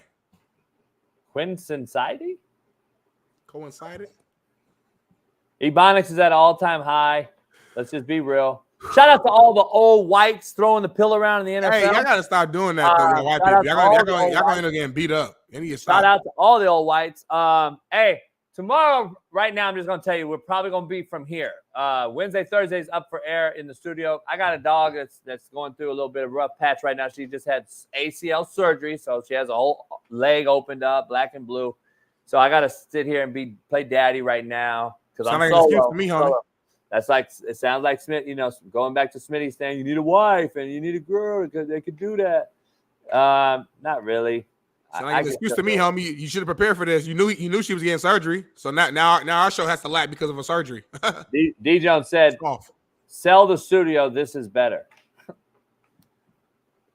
Smitty can't yell in his house, D. Jones. He can't talk about how bad Trevor Lawrence and the Jags are from his house. He can't talk about how shitty and overpaid and underdeliver the Jags have been. Can't do it from his house, homie. We got to argue in live time, and we get it on the big board with Noel Mazzoni and stuff on Wednesday. So, D. Jones, shut the fuck up. Yeah, D. Jones, right now, your opinion don't work. A lot of people like the studio now better now. Right, I was about to say, cameras are up. Since the cameras are better, and we close. I can like punch you live on the show. Like it's just different energy. Yeah, you can't, but yeah. Yeah, you know what I'm saying? I could, yeah. I mean, you could be thrown out the 6th-floor building too. I mean, it is. You can't be me. You got a bad back and you weak as fuck. Say coincide again. Say coincide again. Coincide. What? I was just talking fast and Weddle didn't hear me clearly. I said it right the first time. You know, Weddle's getting a little older. All that hitting he did. Yeah. The Colts are shitty. AR5 will never play meaningful down in this league. Travis Hunter will never be a big-time NFL player. What's the Rams record? Huh? Huh? What'd you say? What's the LA Rams record? Colorado fans, fanboys, prime sexuals, hey, keep coming at me after a win, but just go quiet. Jesse Hoskins, your mama's a clown. Now what, Jesse? Say something.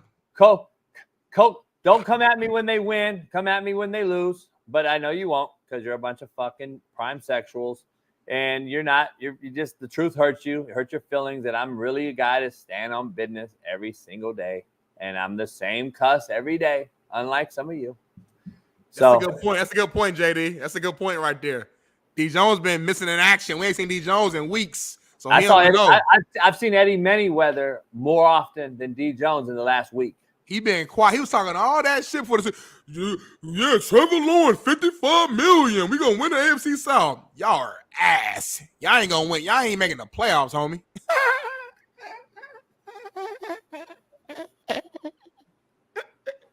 I gotta go. I saw some real Dolphins.